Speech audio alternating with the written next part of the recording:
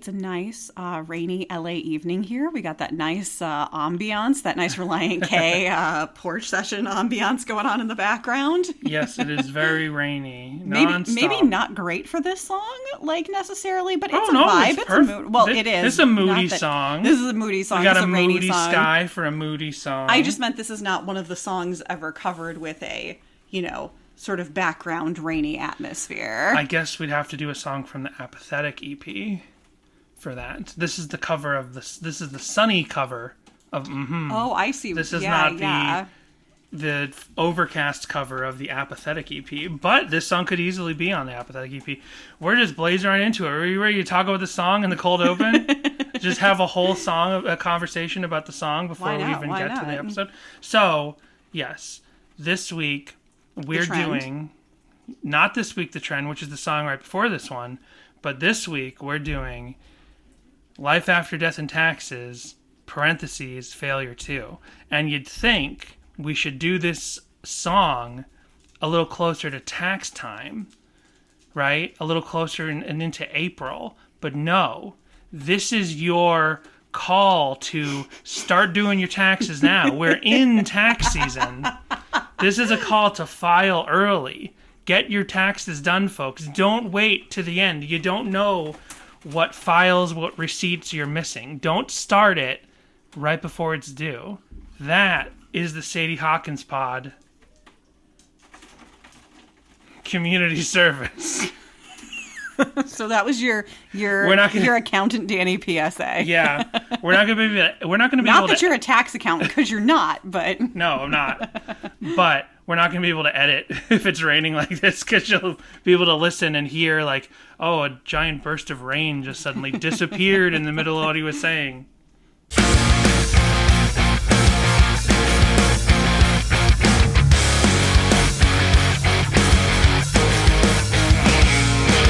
Hello, everyone, and welcome to Sadie Hawkins Pod. Hello, everyone. April just winked at me. Oh. The dog just winked at me. Are you being cheeky over there? I think her just coincidentally one of her eyes blinked, but it looked like she winked at me. And now she's looking for a treat. She says, you're podcasting, so I get a treat. It's a bribe, so I won't bark. She's just looking at me. I gave her the treat. She was very good during our interview. Mind you, it did on the cameras look like, because we have a guest coming up later in the episode, but it did look like I had like a weird dog face and bottom growing out of my shoulders, but... Yeah. So yeah, this week on the podcast, we're having actor and musician Jack Griffo, which some of you might know from the Thundermans on Nickelodeon. We'll talk about that. We talk about that way later in the episode. I wasn't familiar with the Thundermans, but I was familiar with some of his credits, and we'll get into that in the episode. It's an interesting conversation because, like, I had all these questions prepared. We were, here to talk about Relient K. He's a Relient K fan, and, like, I have all these questions prepared, like, what do you think of this about Relient K, and how'd you first get into him? And he's ready to talk about Relient K. Yeah. He just starts blazing through all my questions. Yep. I'm like, oh, okay. Well, we're here to have a conversation. Nope. Just here to have a conversation. So it was fun to have him on the podcast, and that'll be coming up later. But yeah, we're talking about life after death and taxes. So we'll just kind of get into it. Although there is one voicemail. I guess there won't be a long preamble to this episode, so we can get to that interview because it's really good. I think it was a lot of fun. Yeah, but there was one voicemail from last week from Daniel that I promised to play, so let's play this. Hey, it's Daniel again. Sorry. I had some thoughts about outro as well. So I know I've said before that, like, I think the, like, outro and Slayer and Baby, all that kind of stuff on this album is, like, kind of them, like, fully realizing their, like, Reliant Coda concept. He said flare, but it sounded like he said Slayer, and Google Voice thought he said Slayer as well. He's like, outro and Slayer and Baby, all kind. Welcome to our Slayer podcast. Yeah. For one of the furthest things you can get from a Christian pop punk podcast.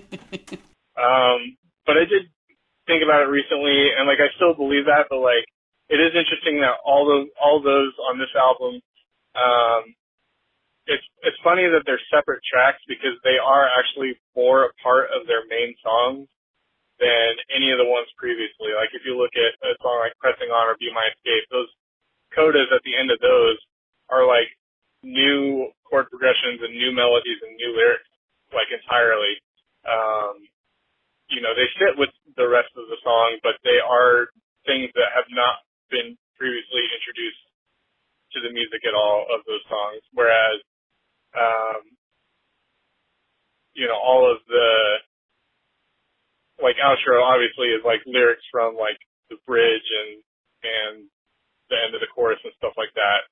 Maybe the little guitar part is like new, but like the melody and stuff that Matt is singing is part of it.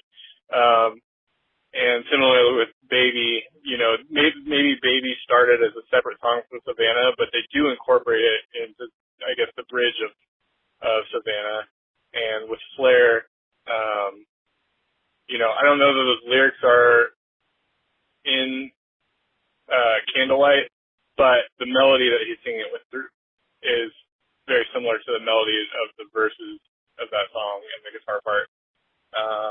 So I don't know. I don't know what that means really. It's just kind of interesting that like they were like, hey, let's kind of do that thing again, but like this time they'll actually be, continuations of the song. But we're also going to make them separate tracks. So I don't know, just some interesting decisions there. And then obviously this is the end if you want it. Is like let's just all the same songs split into two halves for some reason. So I don't know. Make it out what you will. Good topic, because there's codas and stuff. There's all kinds of movements and theatricality and different phases of this song that we're talking about this week. But yeah, I think my theory on, because we're almost done with Forget Not Slow Down and we're almost done with Mmhmm now, but my theory about Forget Not Slow Down and why they separated these outros into separate tracks and the intro on Savannah, and then they separate This Is the End If You Want It into two quote unquote songs, which they're not. This Is the End If You Want It. To me, it's one song, and they separated it on CD tracks as just kind of a lark, I think. Some sort of artistic statement, which is what I think the majority of all of those outros and intros and interstitial tracks on Forget Not Slow Down are. I think it's 2009. CDs are on the way out. CDs really started to decline by the mid-2000s. Like, it was by 2006, 2007, I kind of stopped buying CDs. And I think that 2009 CDs are kind of on the way out. And it's my theory. Maybe we could ask Matt someday if they're ever on the podcast. But I think they do all those little tiny tracks on Forget Not Slow Down because, like, this format is dying. Let's have some fun with it before it's totally gone. Let's give people a reminder and a reason to go out and buy the CD. Let's mess around with the format of this CD again. And they always like doing that stuff because they have always had pre-gap tracks on a lot of their albums. But I think the failing of it was when that album was sold digitally, they should have reworked the track list. They shouldn't have kept them as separate tracks digitally. It should have just been a CD specific experience to hear those interstitial tracks on separate track numbers. Or if someone who rips the CD to their own iTunes, they get to experience it that way. This is not that crazy an ask because, Air for Free has a totally different track list on the vinyl, and Matt Hoops has explained exactly why he did that. I think it's not that crazy to have asked that they should have done something similar to that with Forget Not Slow Down when it was sold digitally. But that was always a failing of iTunes overall. iTunes always directly emulated the CD track list. They hardly ever, specially reconfigured it for the streaming experience. Right. Spotify does that now. I'm not going to get into it, but the hidden track thing, that's a part of that. But, when CDs get put onto Spotify, they don't necessarily have to emulate the CD structure any longer. The deluxe edition of Melancholy and the Infinite Sadness is 8 hours long. That's an experience specific to the streaming world. and, whatever. So thank you, Daniel, for calling up. Sorry we didn't have time for that voicemail last week, but this week, it was a failure. It was a failure to communicate Daniel's voicemail. So this week we're talking about... I feel so strange to be getting into song talk 10 minutes into the episode. This happens once in a while, and when it happens, I'm like, something feels wrong. How you feeling, Jess? Real quick, how you feeling? Pregnancy report. Oh, I'm doing good. I'm feeling good. I'm in that nice second trimester groove where I'm feeling fine. You're not sick around the house all the time, but Nope. You're always like, oh, he's kicking, oh, he's hungry, oh, he's moving, he's adjusting. Yep. He's not Justin. That's not his name. We're not letting everyone know his name yet. We'll let you know when we let you know. If we let you know, we might not let you know. Maybe he won't be online. We're not going to let him have a Instagram account when he's 1 day old. April's just excited that she has someone else coming who she can share her responsibilities of engineering. Right. with. Yeah, no, he's going to start working right away. Of course. From day one, it's like, okay, here's the ones here's Audacity. Here's the blue microphone. Start learning all this. Learn what compression is and phasing and stuff. So we're talking about Life After Death and Taxes, the penultimate song on Mmhmm, if I'm not mistaken, which I could be, but I'm pretty sure it's the penultimate song on Mmhmm, the original track list, not Mmhmm 10. And we haven't done... Do you know how long it's been since we did an Mmhmm song? Oh, man, quite a while. I think it's the longest we've ever gone without returning to an album. Oh, wow. And I guess it's because we probably blazed through Mmhmm faster than we expected to. And when we had 2 songs left... we were like, oh, better slow down. So the last time we talked about Mmhmm was Maintain Consciousness in episode 122. Okay. And we're in episode 175. Okay. What date was that? Did that you pull was that up? Yes, I did pull up that date. That was November 2021. Oh my goodness. So it was over a year ago. Wow. Let me remember what episode this is. I don't normally need to know. Yeah, no, nope.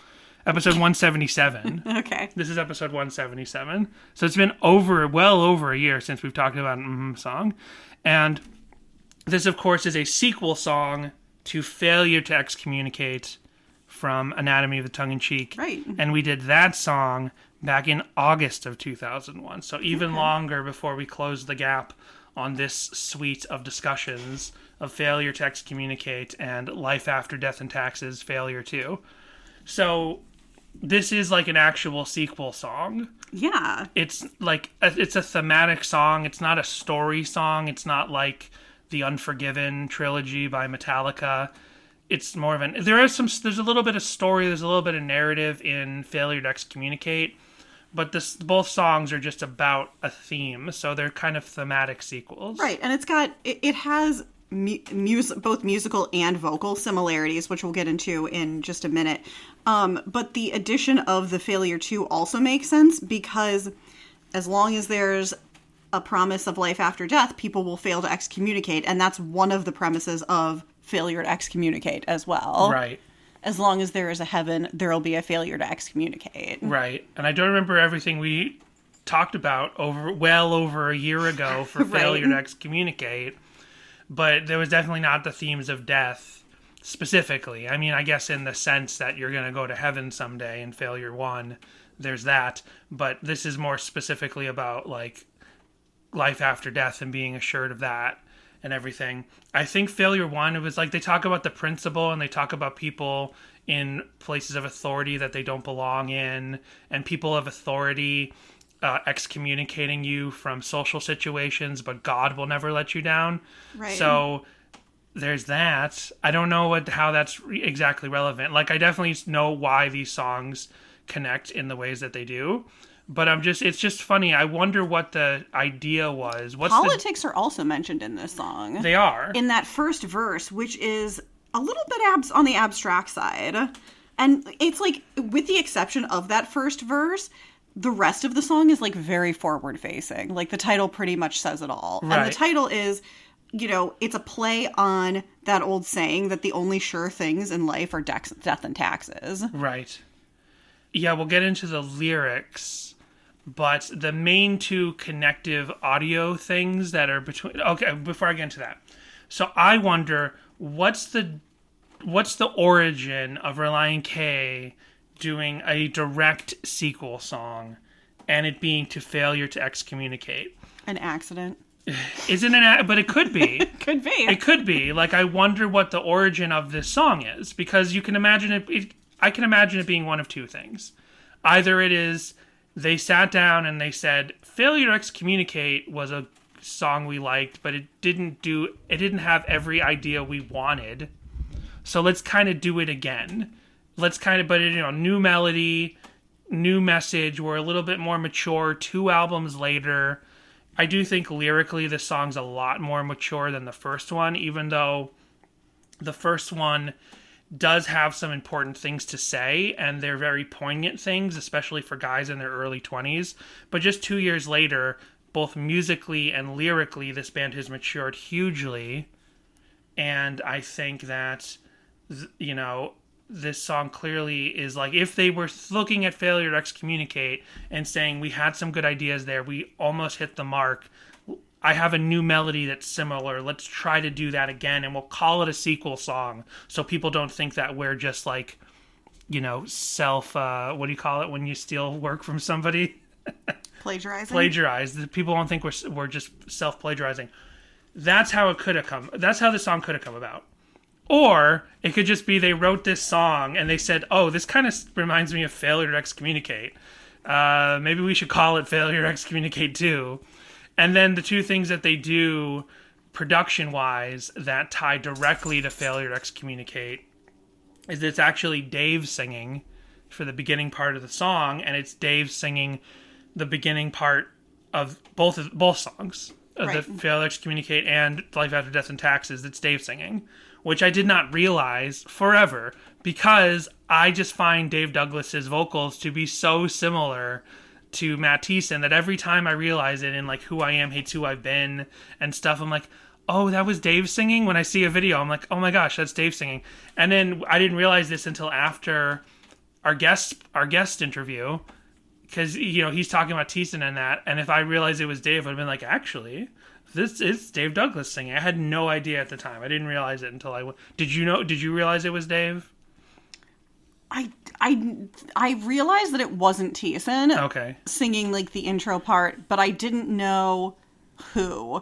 And the thing is that this is definitely a song that I have never taken too deep of a dive into until this week. Yeah, it was usually a skip, I think, and I really only knew part of the chorus and the first bridge before this week, because this song is interesting where the bridge, or one of them, is actually the catchy part of the song and not necessarily the chorus. Mm-hmm. This song has just always sounded to me like something that would be playing in Hot Topic at the time, like in 2004. So right. I've never been a big fan of it. Well, that's also something, that's also a connection between the two songs, is that in both cases, it's Relient K doing something much heavier and a little bit more like, you wouldn't call it metalcore, you could call it metalcore, you could call it basically metalcore or hardcore, but through a pop punk Relient K lens. Mm-hmm. It's not easy core. It's not that easy core thing that people talk about. This is like the form of like a hardcore metalcore song, but through a Relient K lens. So it's, but it is also, by measures, a pretty heavy Relient K song. And I also think, like, does a song like this inform some of the sound for 57 years ago? Because even though there are big pop songs on that record, and there's like twee pop on 5 Score, I still think of 5 Score. The main feeling I leave with that album is it's like their thrash metal album. That's the joke. Right. But it's just the heavy songs on 5 Score to me feel so much heavier than anything else, any other album by Relient K. So when I hear this song, I think, like, does this kind of inform the heavier sounds of 5 Score? And I think that this is also kind of an indication of how the band has matured, because the attempt at doing something sort of heavier and like metal inspired, hardcore inspired, but still clearly pop punk, just like a heavy pop rock, pop punk thing. On Failure to Excommunicate, it's not quite there. They're not really hitting like any clear influences. They're just kind of doing like a heavy, worshipy, screamy song. But then I feel like the attempt at doing something heavier and screamier and more hardcore through this pop rock, pop punk lens, I feel like it's a way more successful attempt at what they were doing musically with this song. So that's why I think like theory one of what I said could be more likely, that they were like, Failure to Excommunicate didn't quite hit exactly what we wanted. Let's try it one more time. I have some similar ideas for a part two. And I think one of those things that they tried to do better was actually what is a heavy Relient K song in the Mmhmm times. And also like around this time, 2004, pop punk music, like Warped Tour music, is getting heavier. Like metalcore and those hardcore, those pop hardcore bands, like Comeback Kid or whatever, they're about to like take off. Like most of Warped Tour is becoming metalcore, crabcore, and all of that stuff. So in some way that probably also influences Relient K, because they're just on tour and seeing all these bands like in the Christian scene and the non-Christian scene, crabcore, metalcore, that stuff is taking over at this time. So maybe that kind of also influences the fact that they're able to do this a little better, the sound a little better. So I was surprised to learn that it's Dave singing, but that totally makes sense. Now, if I listened to this song more often in the last year and couple of months, I might have been like, oh, that's not Thiessen singing. Because doing this podcast made me realize how many times Dave Douglas is singing, and I never realized it because growing up listening to this music, if it was Dave singing, I just thought it was Thiessen. They just sound exactly the same to me. When it's Hoop singing, I'm like, oh, that's not Thiessen. I can tell that, but I could never tell when it's Dave. My ear's a little bit more tuned now, but still, if I listened to the song over the last year, I might have glommed onto it, but I failed to do that. It was a failure to communicate that it's Dave Douglas singing.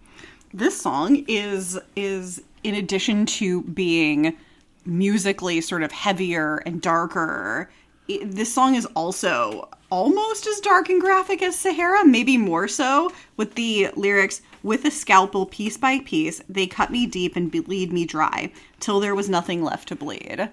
Which, not lyrics you get often in a Relient K song. I thought about it, and I think there's, aside from references to blood, which is usually in reference to, like, Calvary and Christ's blood and stuff like that. Forget those. That's Christ's blood. Gory references, even if they are similes or metaphors for salvation or not, really gory references, there's 3 songs. There's Let It All Out, there's Sahara, and there's this. Sahara is the only one where it's not really a Christ reference. It's not really a salvation reference. Right. It's more just about himself and his own difficulties and failings and anxieties and everything. Let It All Out and this, they're used as... Well, I think Let It All Out was actually about like pulling yourself apart for God. In this case, it's someone else, the enemy, taxing you. The enemy. It could be some other entity, someone outside of you taxing you piece by piece, pulling you apart, and you're looking for salvation. So that's interesting. The 3 goriest Relient K songs, each gory metaphor is something different. Let It All Out, it's about, letting yourself out for God in some way. I don't remember. This isn't the Let It All Out episode.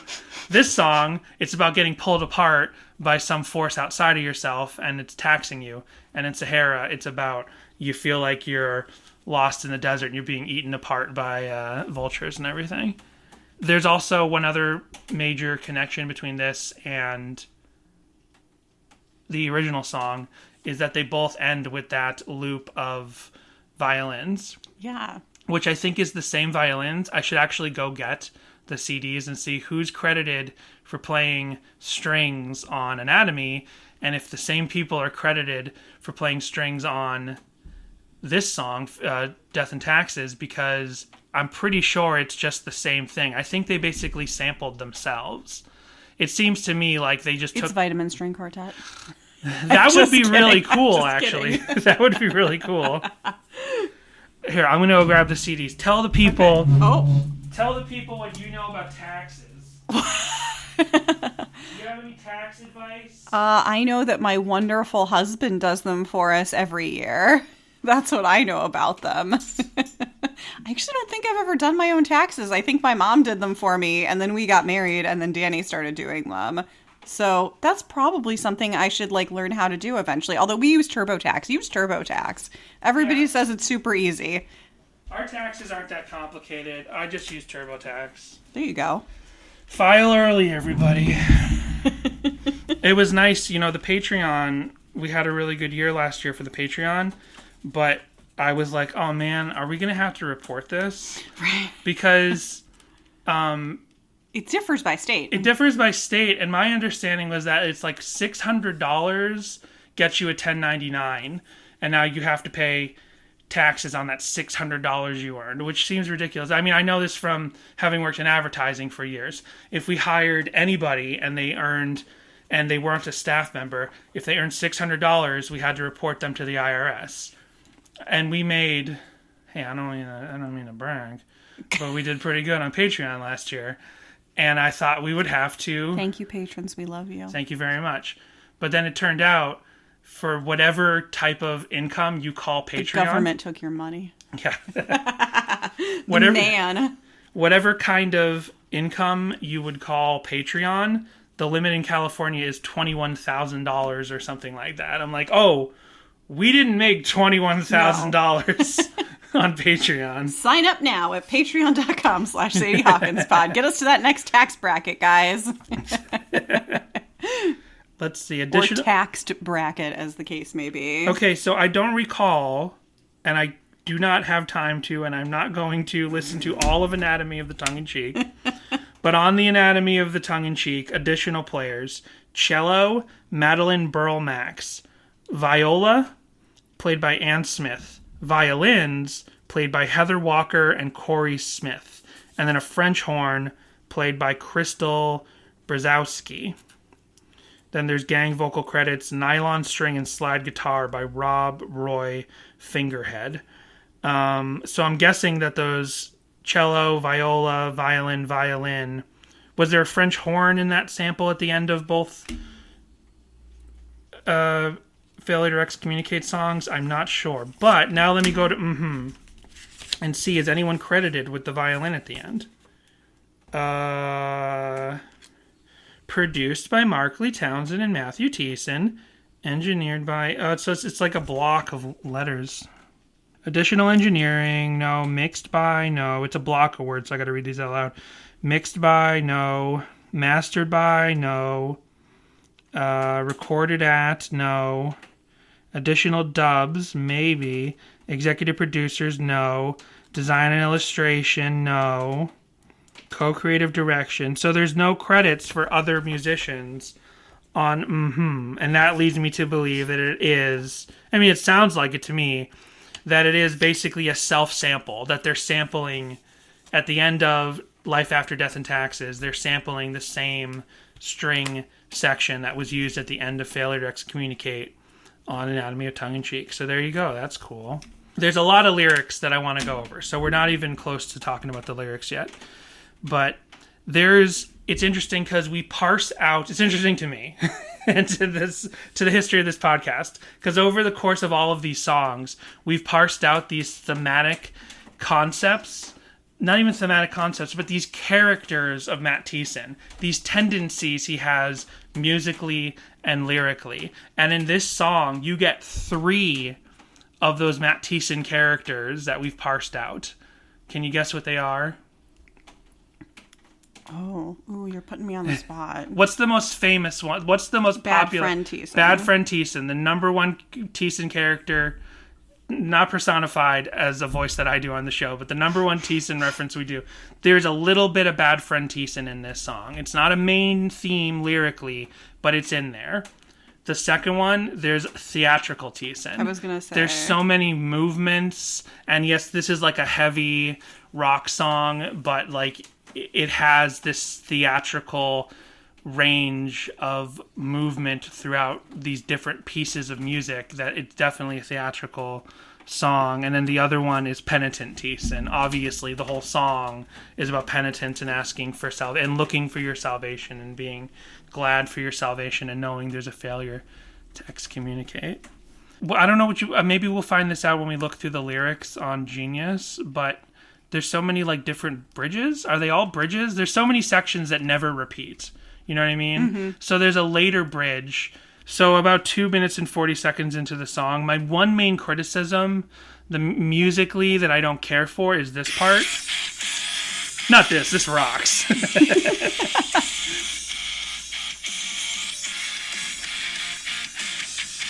So this is fun. And then they bring it down right about here. This part.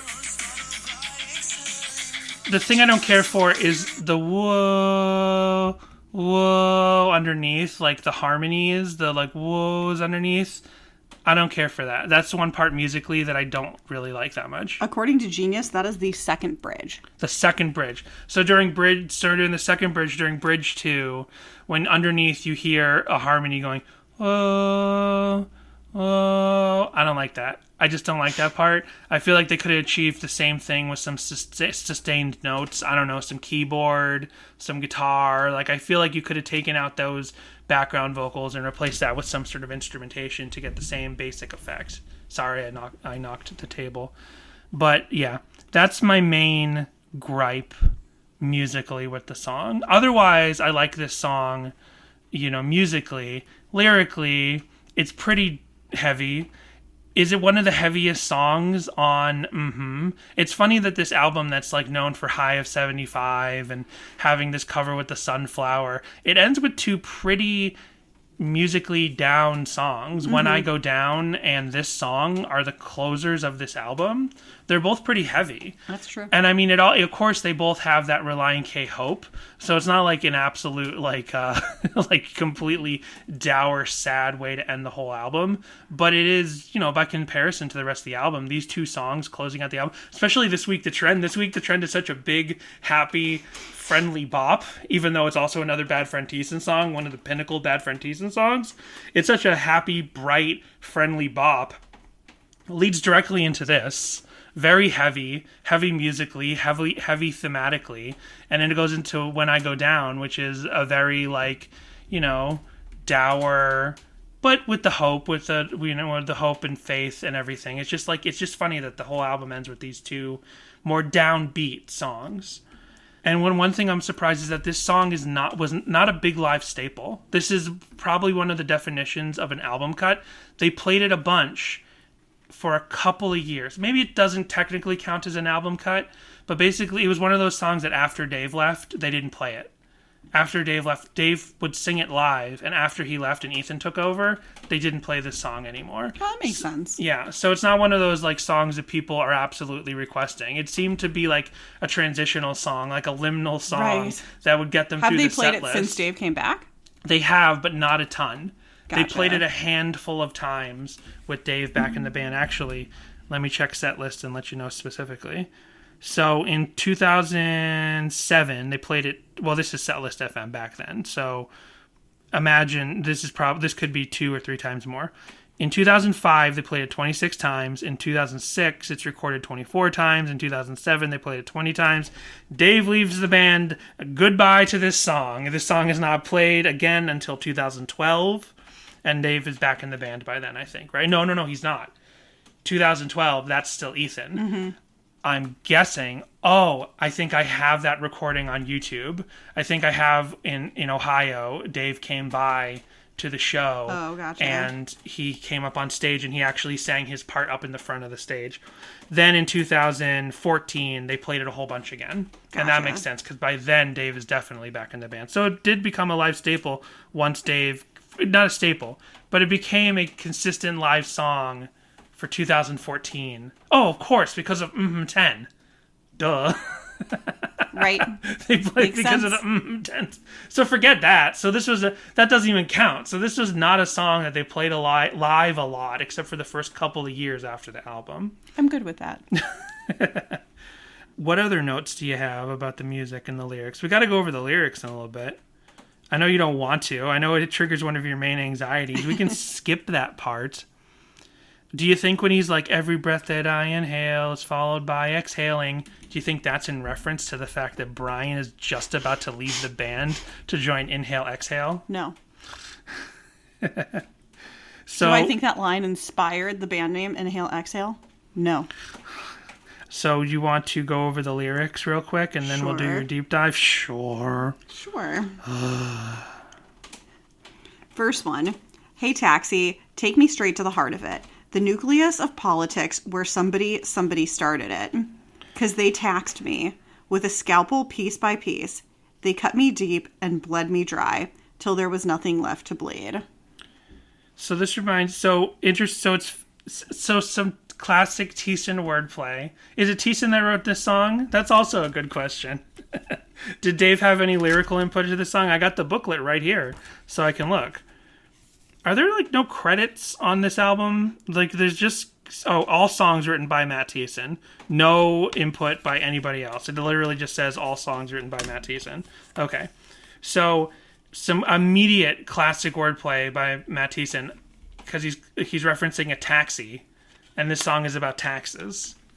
Get it? Is the origin of the word taxi in reference to taxes? Was it like a ride that you paid a tax to take? Maybe. So it also makes me think of like being taxed, and he's saying they taxed me piece by piece, the nucleus, and the nucleus is part of makes up your body at the molecular level. I never knew what this phrase means. Have you heard the phrase body politic? I've heard that. I've heard that phrase before. It means the people of a politically organized nation or state considered as a group. Nope, I guess it has nothing to do with it. But I feel like when I hear the phrase body politic, I always hear it as like a euphemism or an artistic rephrasing for some sort of artistic, like a story, like a poem, like lyrics. So I was never sure what the phrase body politic meant, but maybe that's what they're referencing here. I don't know. Good point, Danny. Not really. Hey, taxi. I know you just read this. I'm going to read it one more time. Hey, taxi, take me straight to the heart of it. That's another reference to the body. The nucleus of politics where somebody started it, because they taxed me with a scalpel piece by piece. They cut me deep and bled me dry till there was nothing left to bleed. So it's an interesting, weird little scene where he's calling a taxi and going straight to the heart of it. The heart is part of the body. The heart of it is also the center of the issue. Mm-hmm. And politics is all about the issue. And the nucleus is the center of your body at the molecular level, where and this situation is just, grinding at him and, cutting him out piece by piece. Where somebody, did he use the word somebody because it also has the word body in it? I mean, I wouldn't put it past him. It could be that deliberate. Somebody started it because they taxed me with a scalpel piece by piece. They cut me deep and bled me dry till there was nothing left to bleed. And then this is like that referencing like you can't get blood from a stone, like taxing people until they're bled dry. Like this idea of like some body politic, some entity outside of you just taking and taking, nickel and diming you until you have nothing left to supply for your family or anything. I'm not getting into the politics of taxes here, even though I feel like that's going to have to. That is something that they're alluding to musically, lyrically. Chorus. And this is how I choose to live, as if I'm jumping off a cliff, knowing that you'll save me, knowing that you'll save me, and after all the stupid things I did, there's nothing left to forgive because you already forgave me. Yeah, you already forgave me. So, he's talking about living just like living the way you're expected to, right? I feel like our guest talks about that a little bit, so I'm influenced by what he said there. But it's like living fearlessly, knowing God has your back. There's a little danger in the idea of saying, like, this is how I choose to live, as if I'm jumping off a cliff. Like, living with such reckless abandon that you're putting yourself in danger, but you're like, God's got my back. Because there's that story about, like, the guy who is lost at sea, and he prays for God to help him. And this is a story like a million pastors and even, like, rabbis have told. You know the story. The guy's like, he prays for help, and someone comes by in a boat and is like, I'm here to help you. And it's like, no, don't worry. God will help me out. And then, like, a helicopter comes by and they're like, we'll get you out of that boat. It's like, no, God will help me. And then he dies. And he's like, why didn't you help me, God? And it's like, I sent you a boat. I sent you a helicopter. Right? So it's like sometimes when you live so recklessly, and so it's like knowing God always has your back, God's like, why'd you do that? But I understand the idea. It's just a matter of like of curbing your own meaning to what exactly that means. Like, if you're totally reckless, if you're thoughtless and rude, if you're awful, if you're putting yourself and others in danger because you think you are so ordained and blessed that nothing will ever happen to you, that's reckless. But it's like, he means like live your life unafraid. Don't literally just do dangerous things because you should do dangerous things, but do the things you know you have to do. Don't just do things for the hell of it. Pun not intended. Do things, actually that's the opposite of a pun because I said hell. Do things that you know you have to do that are scary. Don't just do other things that are scary just because you think, he's got my back. You know? God helps those who help themselves. That's another euphemism that kind of ties into that. What's the origin of that one? I don't know. I'm not looking it up. Well, the origin of this saying is there's one Genius annotation, and it's just in the About section. It says the title of this song is a play on the famous Benjamin Franklin's last great quote, "Nothing is certain except for death and taxes." So then we get to verse 2. Just keep driving, leave this defeat miles behind me. So far back, I'd have to track my mind just to remind me. I keep trying to pick myself back up and then move on and think about the life I'll have when this fragile one is gone. Talking about the afterlife, classic topic that Jessica just loves to discuss. So, you know, you've heard her talk about it so much. Yeah, you've heard her talk about it so much that we're just going to keep driving. But I get what he's saying there. Yeah. And then the chorus again. And in bridge 1, never forget there's life after death and taxes, and forgiveness comes, and all the rest is what passes away. Death and decay can't touch us now. So metal. So it is pretty metal. It is pretty metal. I didn't think about it that way, but lyrically, yeah. It's pretty metal. Like, metal bands sing about death all the time in different ways than Relient K does. Then we have an interlude. And then we have the bridge. This bridge 2. Every breath that I inhale is followed by exhaling. Sure as the one who never fails, I know will never fail me. Excuse me. Outro. Never forget there's life after death and taxes, and forgiveness comes, then all the rest is what passes away. Never forget there's life after death and taxes, and forgiveness comes, and all that. You get it. Okay. And you get it. That's my favorite lyric. The lyrics are surprisingly more simple than I feel like I'm left feeling that they are when I listen to the song. The ideas weave in and out. He's hitting you with a lot of emotional concepts. He hits you with some real physical ideas. Dave hits you with some real physical ideas right off the bat. Comparing, you know, the grind of life to being taxed, you know, and what is more taxing and grinding to life than having to pay your taxes. File early, folks. File early. Yeah, I don't know. I like this song. I think it definitely it's going for something, and it's pretty important, and it's pretty important to this album. Because like I said, Mmhmm is thought of as kind of like a light, breezy, fun pop punk album. Relient K fans know there's way more depth to the lyrics. But I think if you're going to, like, show someone... I think it's possible that if you're going to show someone, hey, Relient K is a little deeper than you think, you could, like, point them to this song on this album. You know, there's other songs that try to go for deeper things on the first 3 albums, and they don't quite hit the mark. They're a little bit more immature. Relient K doesn't quite get to exactly what they're trying to say, but I think with the maturity of Mmhmm musically and lyrically, you know, they got to a place that this is a very sound, cohesive idea, even if it's throwing a lot of things at you, and that's kind of showing the maturity and the talent that Matt Thiessen is developing into 2004, where he can kind of throw...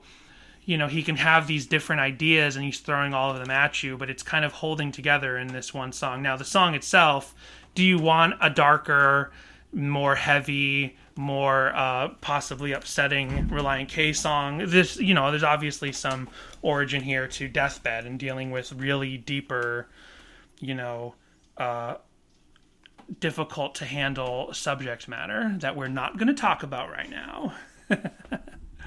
It's telling that they played this song a bunch. Like, maybe artistically this was a very fulfilling song for them, but then when Dave left the band, they just never really got back to making this a song that they enjoyed playing live. And I think that's a little telling, that this song definitely achieved something they were going for, but it just wasn't like a song that would remain with them like all the time forever. So I wonder how people think about this song overall. You know? Well, we'll find out with song meanings. Oh boy! Which we won't go to a break. Pretend we're ready. We'll go to a break. And we're back. Because our real break will come right before the guest. So, over on Song Meanings, it's interesting. Song Meanings has the correct title, but has the lyrics posted to This Week the Trend. Oh, did you go to This Week the Trend on Song Meanings? No. But all of the comments are about this song instead. Okay. So, Tenor Shoes on February 26, 2007 said, Benjamin Franklin said, but in this world nothing can be said to be certain except death and taxes. In a letter to John Baptiste Leroy Leroy in I think this song is a play off of this. Yes, indeed. Justisaurus, not me, on August 13, 2007 said, I love the metaphor of faith feeling like jumping off a cliff knowing that you'll save me. I'm not very religious, but their music makes me want to experience that. Smiley face. Microwave on June 19th, 2008 said, this song is so hardcore. And I don't just mean hardcore like cool with a K, or they spelled cool with a K, or they scream a lot, although it is cool and they do scream a lot. They also spelt cool with a K again there. I mean that it's hardcore Christian punk. It's very political, social, and religious, and it makes think.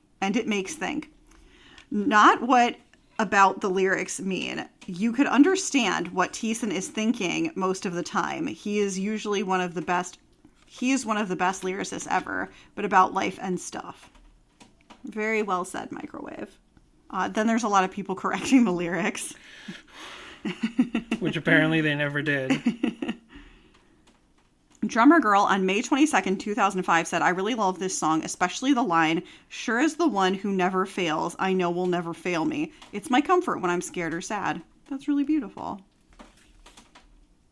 Transit Somonym on August 19th, 2005 said, I know this song is supposed to be part 2 of sorts to Failure to Excommunicate, but I don't see much relation between this song and the other. Well, hopefully they discover this episode. Then there's someone saying the end with the violin in response to them. All the gory references. Is anyone offended by all the gore in this song? Are they like, my mom took away this CD because it's too gory? And then she burnt a copy that removed all references to gore and dating and gave me that CD back. Donkey Kong 325 said on March 25th, 2006, Failure to Excommunicate is all about how he or anyone got excommunicated or rejected by the world or the church, but still found acceptance with God. I think the song is about how he got rejected and kept trying to find acceptance with the world. He couldn't find anything with the world. They cut me deep and let me dry there until there was nothing left to bleed. Does it say "Let me dry"? It does. But God forgave him for trying Censoring to do the gory parts of the song. to do things on his own, forcing Matt to remember there's life after death and taxes. Great song. Oh, Guitarrero Wannabe on August 22nd, 2010 said, "Not being a native speaker, I don't understand what RK mean by taxes. I only know the word is part of your income that you pay to the government, but this clearly won't fit here. So what does he mean when he says they taxed me with a scalpel piece by piece? He is not seriously complaining about having to pay too much for his income to the state, is he? I know what is the overall message of the song, but I would like to understand this detail. So please can someone help me with that? Thanks a lot." And that was only the second comment ever posted on here, so hopefully they kept reading to get some more insight. Taxi, shortened from the phrase taxi meter cab, introduced in London in March 1907, from taximeter, automatic meter to record the distance of a fare, from French taxametre, I'm not pronouncing that correctly, from the German taxameter, coined from the, this is just like all the taxi squad football. I'm trying to find out if like referencing a taxi is just at the beginning of the song is just a little punny, or coined from the medieval Latin taxia to tax or charge. So yes, at the taxi, as in taxi cab, means a charging car, like a car that charges you, not an electric car, but a taxing, they give you a little tax to ride. That's exactly what it means. I had an idea that that's what it would mean. So he's referencing taxis at the beginning, and it's also because of taxes. I don't know. I don't know what any of this means. Then over here, you can definitely tell that this is from the era of movies like The Notebook, and there's a Relient K wallpaper, and it's two people, one of them jumping off a cliff, and it says, "This is how I choose to live, as if I'm jumping off a cliff." And I can definitely see people using this as like a tiled wallpaper on their MySpace page. I'm surprised that I didn't find any like vacation videos on YouTube set to this song of people doing like who only heard the jumping off the cliff bit? Well, people who do cliff diving things, or people who jumping into the ocean from a big distance. I'm sure there's more fun songs to choose for that. Yeah, I don't know. Yeah, I'm sure there's more fun songs to do. I'm just saying. I know. Then over on Am I Right, we have some misheard lyrics. Oh boy. The commenter thought they said, "So far black, I'd have to rack my mind to remind me." And the original lyrics are, "So far back, I'd have to rack my mind to just remind me." Yeah.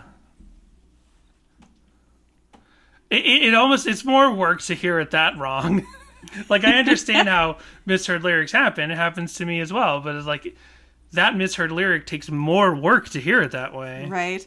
Then we have an image with this song quoted in the caption over on Flickr by Callan Kapush.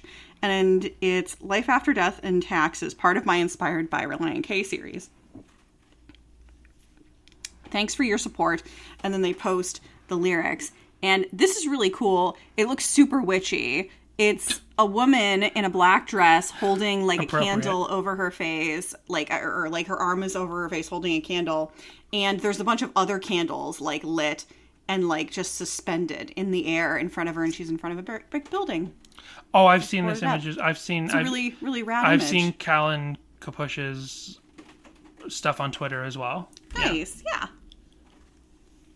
So, Danny, what do you have for us over on YouTube? Well, there are two pretty famous performances of this song, despite the fact that I was trying to downplay just how much they played this live. Probably the most famous live performance was at the Capitol Records session.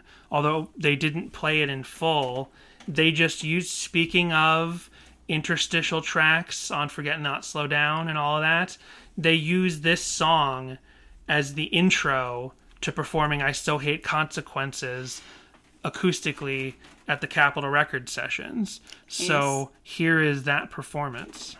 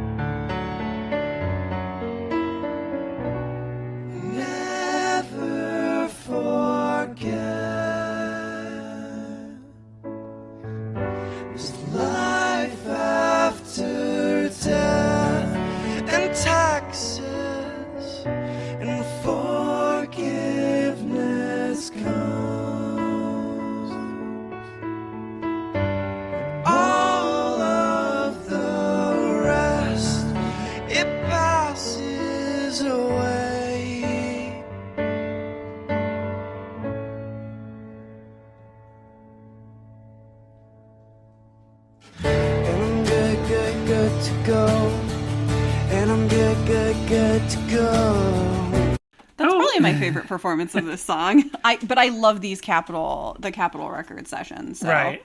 And it's funny how, this being a pretty downbeat Relient K song, launching it directly into a pretty upbeat Relient K song that is also lyrically just as downbeat as this song. So Hating Consequences, that's a pretty downbeat concept. But I Still Hate Consequences is such a more light, fun song overall. I get what you meant when you were making fun of my vacation video idea. You're like, a more fun song. Yeah, I wasn't going that deep with it. It's just on the surface. Well, yeah, so that's fantastic. It's amazing. It's interesting that they chose to, I don't know. Now that I'm thinking about it, everything I said about what could the possible origin of this song be, why did they choose to use a portion of Life After Death and Taxes to launch into a full acoustic performance of I So Hate Consequences? That's pretty interesting. What's the idea there? Did they feel like maybe when they were in rehearsals for these acoustic sessions and they were like, we really want to play I So Hate Consequences, but the way the song starts didn't lend itself to just launching straight into it? Did they need some sort of intro? And then did they rack their brains and did they try covers and other Relient K songs? Or did they just think that they also, maybe they had two songs that they kind of wanted to bring to the table but couldn't, so they're like, all right, we'll give you little snippets of each? But they play I think they play all of I So Hate Consequences. They just play a snippet. Yeah, so maybe they just wanted to bring this song and they had too many songs though, and they're like, all right, this is the least of them. Right. That we could do in this setting. Yeah. Let's just do the intro of it. Right. Huh. And just put it on the list. Put it on the question list for a Matt. Why did you play only a snippet of Life After Death and Taxes at Capitol Records? But more important, probably a more iconic Relient K performance than being live at Capitol Records in the studio is them playing the Rock the Boat concert, playing the premiere of Evan Almighty.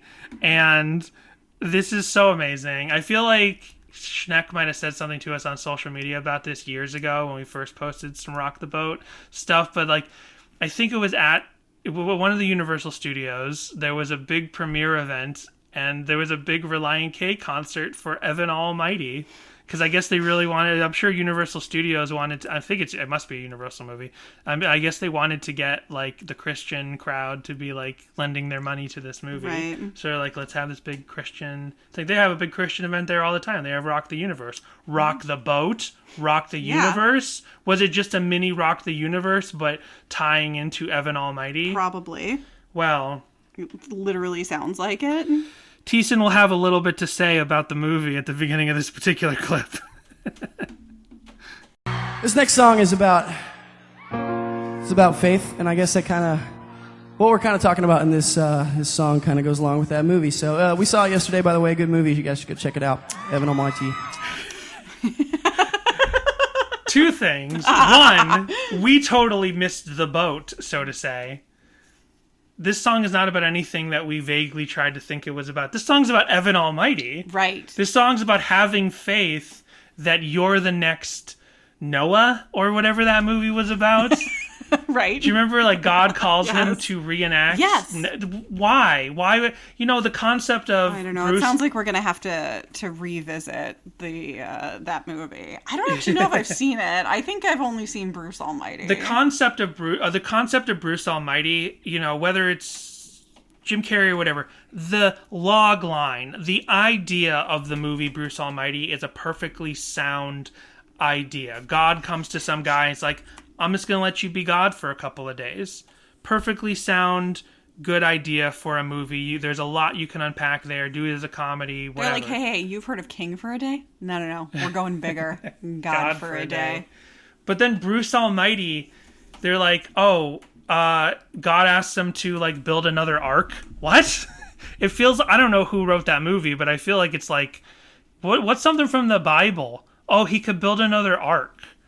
Like, why? And I know it's like there's actually like a little flood happens locally and God saves those people. Like, I think that's what happens in the third act, but because the ark saves those people at the last minute. But why? Is it LA? Are we about to live out Evan Almighty right now? Is anyone building an ark in the city right now?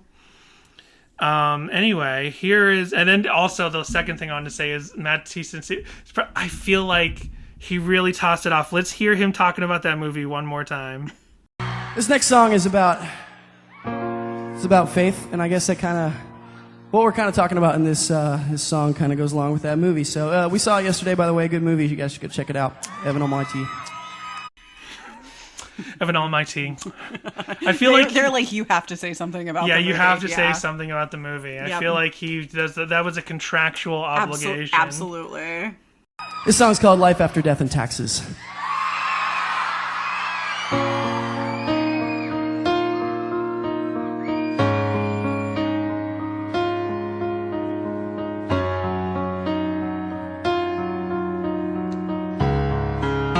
We're really rocking the boat now.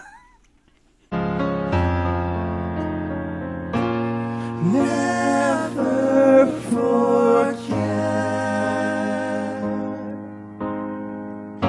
there's life after death and taxes and forgiveness. I don't know. I feel like live, you cut this part out. I mean, maybe it's like artistically they enjoy this song at the time. Sure. But I feel like this part can leave, especially when you're performing for TV cameras. Well, they're doing a little praise and worship thing here. I guess that's true.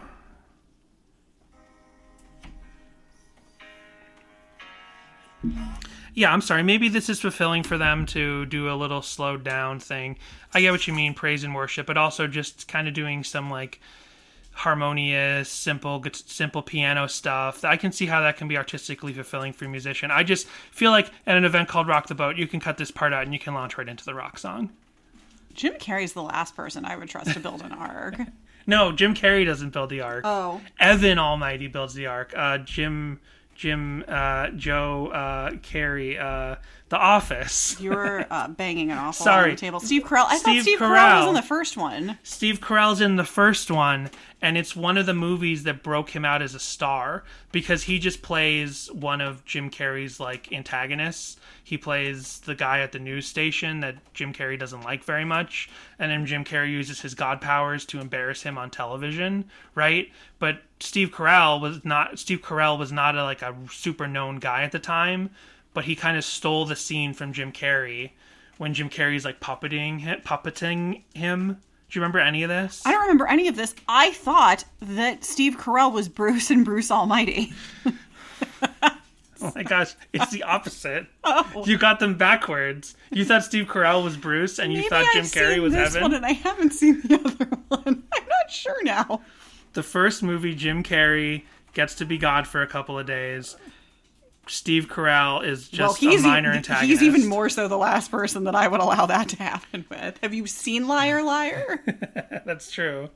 Steve Carell was not a big star when Bruce Almighty came out. Right. He stole the performances in the scenes that he was in, and that's what helped make him a star. It's like, wow, if this guy is really funny against Jim Carrey when he's still Jim Carrey at the time, that's what helped make him a star. I'm checking my IMDb. Let me see if I've actually seen either of these. You look at that while we hear how they start to really rock the boat when this song kicks into gear.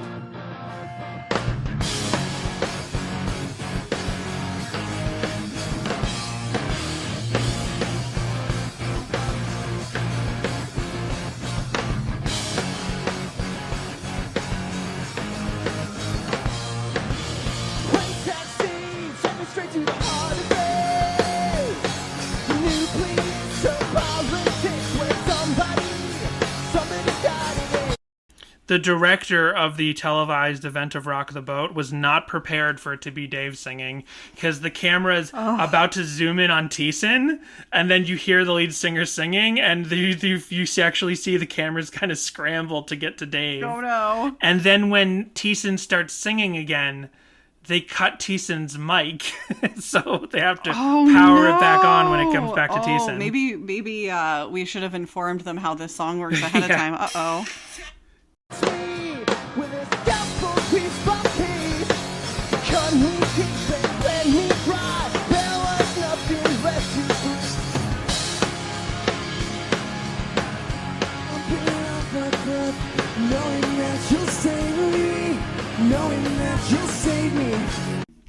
Good. So I've seen Bruce Almighty. I gave it a mid rating, and I have not seen Evan Almighty. Oh, okay. So we'll watch Evan Almighty for Patreon. Oh no. We won't do it as a live stream. We'll just watch the movie and then review it. April just cried. She's like, I don't want to sit through that, guys. All I remember from Evan Almighty is that God comes back to him, and instead of giving Evan, Steve Carell, God powers, he says, you gotta be a modern Noah. And I just don't understand, they were just in a room and they just threw darts at a dartboard of biblical concepts. Did you see it in the theater? I did not see it in the theater. I saw it on cable a couple years later. Because we were together by the time that movie came out. It was 2007. Jessica, you and I saw Evan Almighty on our first date. How do you not remember this? We did not. We saw Clerks 3 or Knocked Up. Yeah, we saw our first date was last year. We saw Clerks 3. One of our first dates we saw Clerks 2, and then another one we saw Knocked Up. It's whichever one came out one came out first. You can figure it out by seeing which movie came out first. Because we dated and then broke up and then got back together. Yeah. Because we didn't want to have a relationship where our first date was Clerks 2. So it's like, look, we'll break up and we'll get back together when a better movie comes out. And we decided it was the other way around? Yeah. So there's one little thing that they do different in this Rock the Boat live, and that's this little extended bridge here.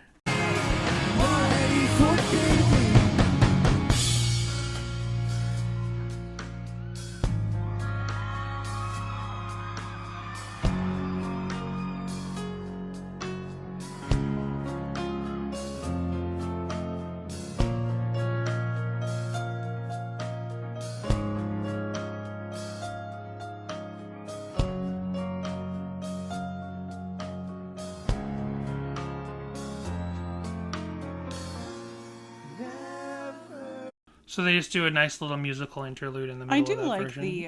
I do really like the drums in the slow pretty part. Yeah.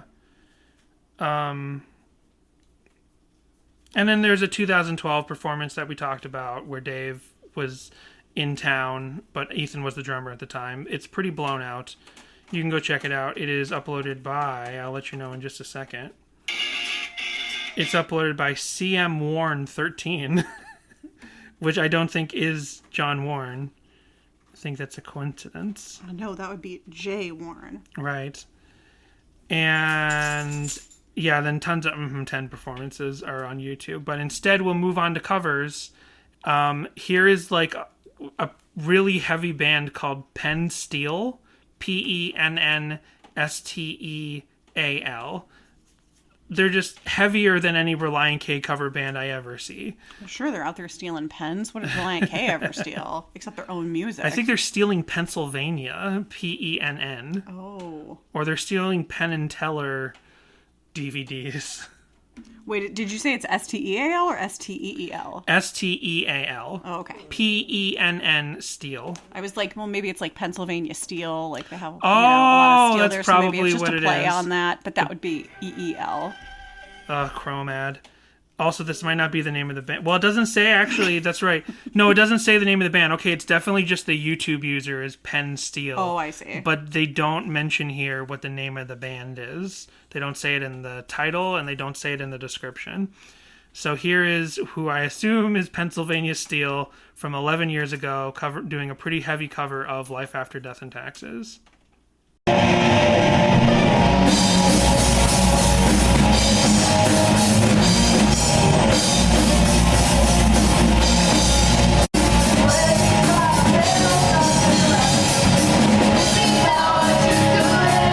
Maybe I was just distracted by this School of Rock band is so heavy. It is like a high school band. They're not that heavy. I think when I was going through and pulling the covers, I was distracted by the lead guitar guy up front who is just banging the heck out of he's got long hair. Look at this guy. Oh, yeah. He is... Okay, I think I was just distracted by the headbanging guitar guy in the front. He's in a different band, man. Yeah, because then the lead singer is like an awkward teen who's just kind of like moseying about the stage. He's got a real aw shucks attitude. Yeah, the lead guitarist absolutely thinks that they are covering Metallica right now. Okay, they're not as heavy as I thought. I am just looking for a hardcore or metal band to cover Relient K, and I thought I had it, and I was totally wrong. You're gonna have to start that band yourself, hon. I guess so. I gotta learn an instrument. There's a bass right there. There's no bass in metal. Haven't you ever heard Injustice for All? That's the only metal album I know, so I've always assumed there's no bass in metal. Here's a different full teen band live. This is uploaded by John Roden. John Roden uploaded this, and this is so that other band was like 6-piece, so they were after Relient K's own heart. Here's a 3-piece band from 14 years ago.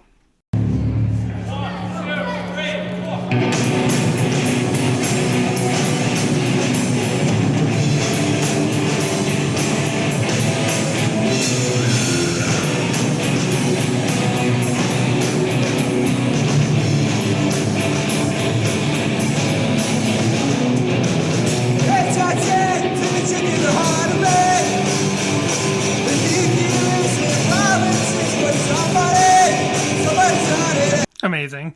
I liked the scream at the beginning, and then I realized that was not actually from someone on the stage. That was just happened to be in the background. And then here's a church band covering it. We've seen The Gathering before. This is from 2018. This is a full-on like church band with a guy that looks. Do you think they sit around and play Magic after their sets? No, I'm sure that's not allowed, Jessica. Pokemon cards aren't allowed. Magic the Gathering is not allowed. Harry Potter is not allowed. There's no such thing as white magic. But there is such a thing as Life After Death and Taxes, and this is a cover uploaded by Nick Wallace from 4 years ago. And like everyone in this band is like a different age, and I don't know, is it a church? I mean, it's like a liminal space with a band set up in there and a green screen or a green wall anyway. It could be like a church or a performance space. And they're all just kind of chilling, and like some like the drums feel like they're set up there. So I don't know, but I mean it's called At the Gathering, so that's a church. That's got to be a church or a youth group of some kind. Anyway, here's the performance. You ready? 1, 2, 3, 4.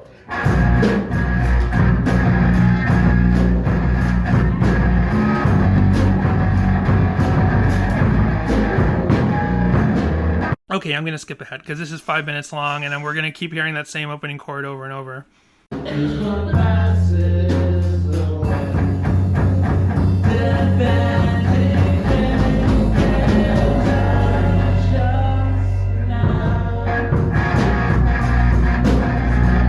Good job. Are there any shipping videos this week? No, there's no shipping videos. That's There is really for like unfortunate. Naruto. Do you want to watch the one for Naruto? And then there is every single week, there's another Kingdom Hearts video. I thought there would be one for like Warm Bodies or some other, zombie movie. Oh, maybe. yeah, maybe. No, but I did not find anything like that. I played 3 covers that were trying full band covers.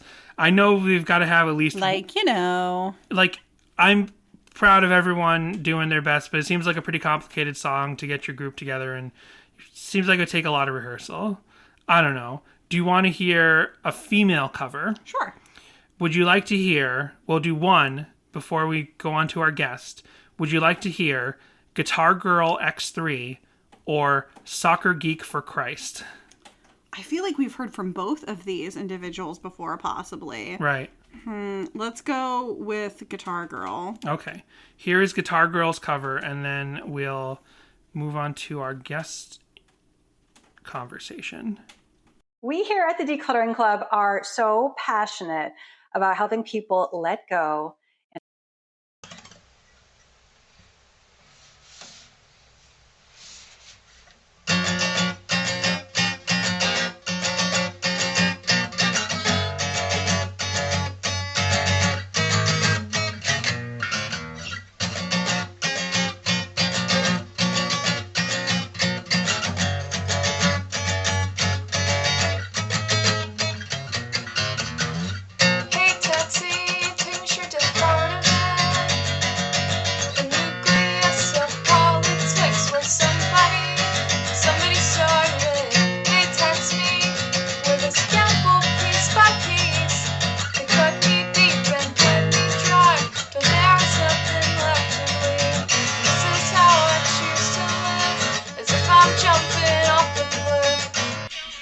So that is Guitar Girl X3. This is nice. I like this. Nice job, Guitar Girl. It's raw. It's fun. I like it. Seems like a hard song to cover. Honestly, like everyone's doing their best, and there might be some good covers that we didn't find, but like seems like a pretty complicated guitar type song, and it's written to be like a heavy, rockin', metal-y song. So I guess, I don't know. That just shows Relient K was maturing a lot at the time. I'm like watching her do the intro part to this song, and she's like really all over that fretboard. Mm-hmm. But then when she gets into this part, it's all bar chords. So anyway. See, Dan, you know stuff. You can go ahead and start that metal I've heard band. of the phrase bar chord. I see how she's got one finger across the whole fretboard. So Jessica, what do you think of the song Life After Death and Taxes, Failure 2? Does it tax you piece by piece? Does it fail to live up to the legacy of the first one? How do you feel? I like it a bit less. Like it a bit less? I knew this. She spoiled it. I like it about the same. I like it a little more. I don't know if this is a song I'm going to like keep going back to now that we've discussed it and stuff, but it's interesting to see its place on the Mmhmm and really pay attention to its place on the Mmhmm sequence. And its legacy as a sequel song for Relient K, which there aren't a lot of. Like, there was Hope for Every Fallen Man. Not Hope for Every Fallen Man. The Thief. The Thief and There Was No Thief. There's a theory that that's like a direct sequel to each other, even though they're kind of the same song. I don't know of any other Relient K songs that are necessarily sequels like this. So interesting in the course of their discography. I guess I technically like it a little bit more, but that doesn't mean I love it. It's an interesting song. And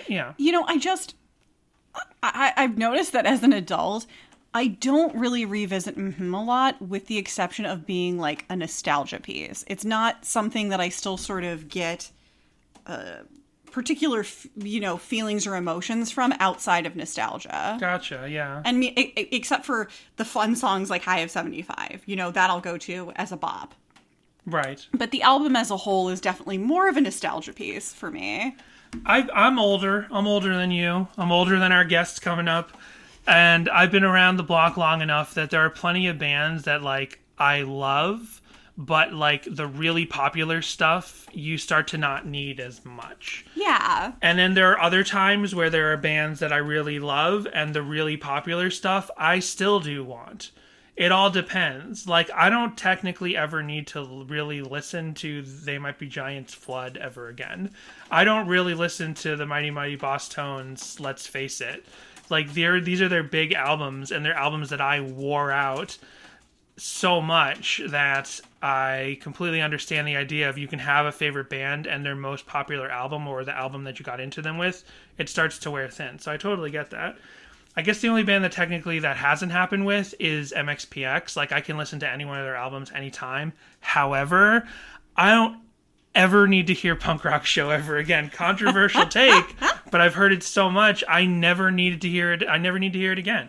I literally don't care if I would never see it in concert ever again. And it sounds sacrificial, but I mean it.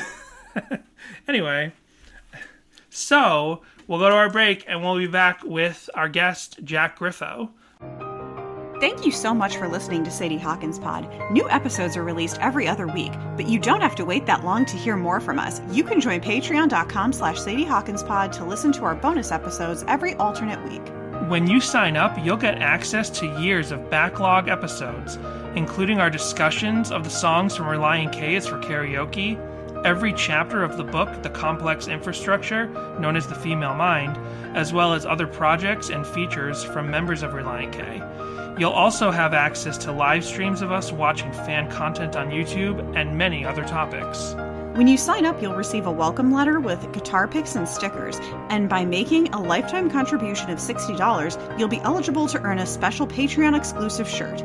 You'll also get thanked on every episode, like our current patrons, who include Charity, Samantha H. number 1, Samantha H. number 2, Matthew, Bjorn, Emily, Isaac, Kindle, Joshua, Daniel, Jay, Michael, Jimmy Eat Pod, This Might Be a Podcast, Tucker, and Brady. Even if you don't want to sign up for the Patreon, you can still join the conversation by contacting us with your thoughts on this episode, your corrections, and your Relient K memories at our voicemail line 402-95-SADIE, or by sending an email to sadiehawkinspod@gmail.com. You can also visit our socials, Instagram, Twitter, and TikTok, which are all at Sadie Hawkins Pod, where you can see the visuals we discuss on the podcast each week. And on Facebook, search for Sadie Hawkins Group to discuss our show and Relient K. There aren't a lot of guarantees in life, but I can guarantee one thing. It's very hard to think of what to say at the end of these ad reads. True. Oh, let me hit record. I'm going to hit record so you can get this, just in case there's, so we got started like 3 years ago, right before the pandemic, 2019, mid 2019. And we had done a podcast before that wasn't very popular, where we talked about one of her favorite TV shows. And then like eventually we scrubbed that from the internet. It was kind of an embarrassing endeavor. And we're like, we need to do another podcast. So we were thinking about ideas for a while. And then we picked Relient K because it was a band that we discussed the first time we became friends, like the first time we kind of met each other. Yeah. Yeah. It wasn't the first time we met each other, but it was the first time we were hanging out after we met each other in college. And Relient K was one of our first talking points. And then eventually we got married. So we're like, okay, Relient K is clearly an important connective tissue, part of our story. So that became the idea for the podcast. And then shortly before we started doing this podcast, I was tied into the community for a Blink-182 song by song podcast. Okay. And other people from that community started doing other podcasts that were song by song of their favorite bands. And then I was like, oh, song by song, Relient K. This is clearly the idea that we should be doing. Because then it gives us hundreds of episodes, as opposed to like doing a podcast on a band like Relient K that's kind of well known but doesn't have like a ton of information out there, and then we're struggling for topics every week. Like doing a song every week kind of confirms that we'll always have a topic to talk about.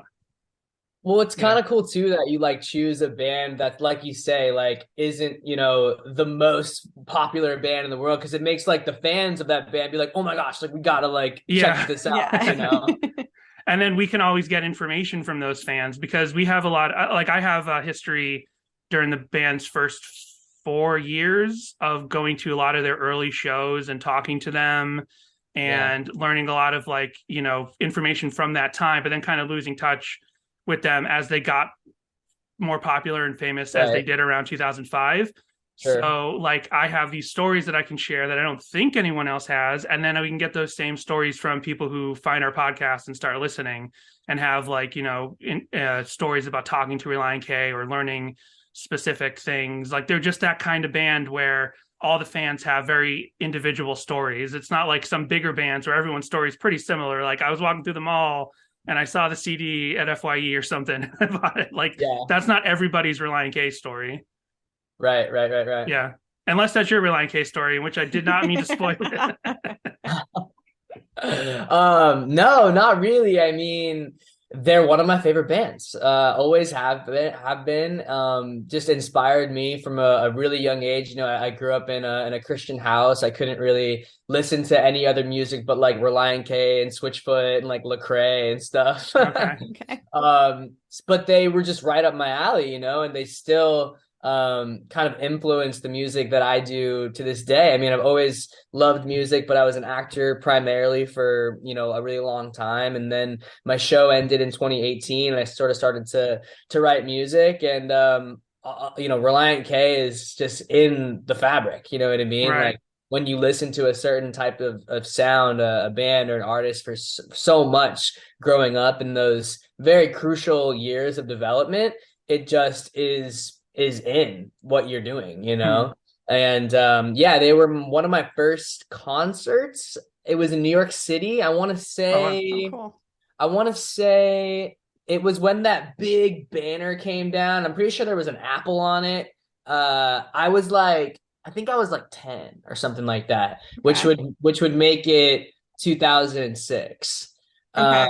Is that the banner with the city skyline and there's like an airplane in it? I'm pretty sure. And that was like the first time that I like waited in a line like around a block. You know what I mean? Yeah. And I was introduced to that sort of culture of like, oh my gosh, like we're all standing outside in the cold in New York City for this one thing. And that's what I love about music. It just like creates a community, it's more than just listening to music. It's like being a part of something bigger than yourself. And I think that's what the best artists do. And I just have the best memories of Relient K. And my older brothers lived in New York at the time, and my parents flew me out there to go see them, but also to go see this Relient K show. And I want to say it was at a pretty big venue. I can't remember what it is. It wasn't the Gramercy, it was bigger than that. But yeah, it was the best show, and it just blew my mind. And I remember Teason like going on the keys, and like they're just so nostalgic and emotional and hard, and like it's they're their own thing, man. Nobody can touch Relient K, to me.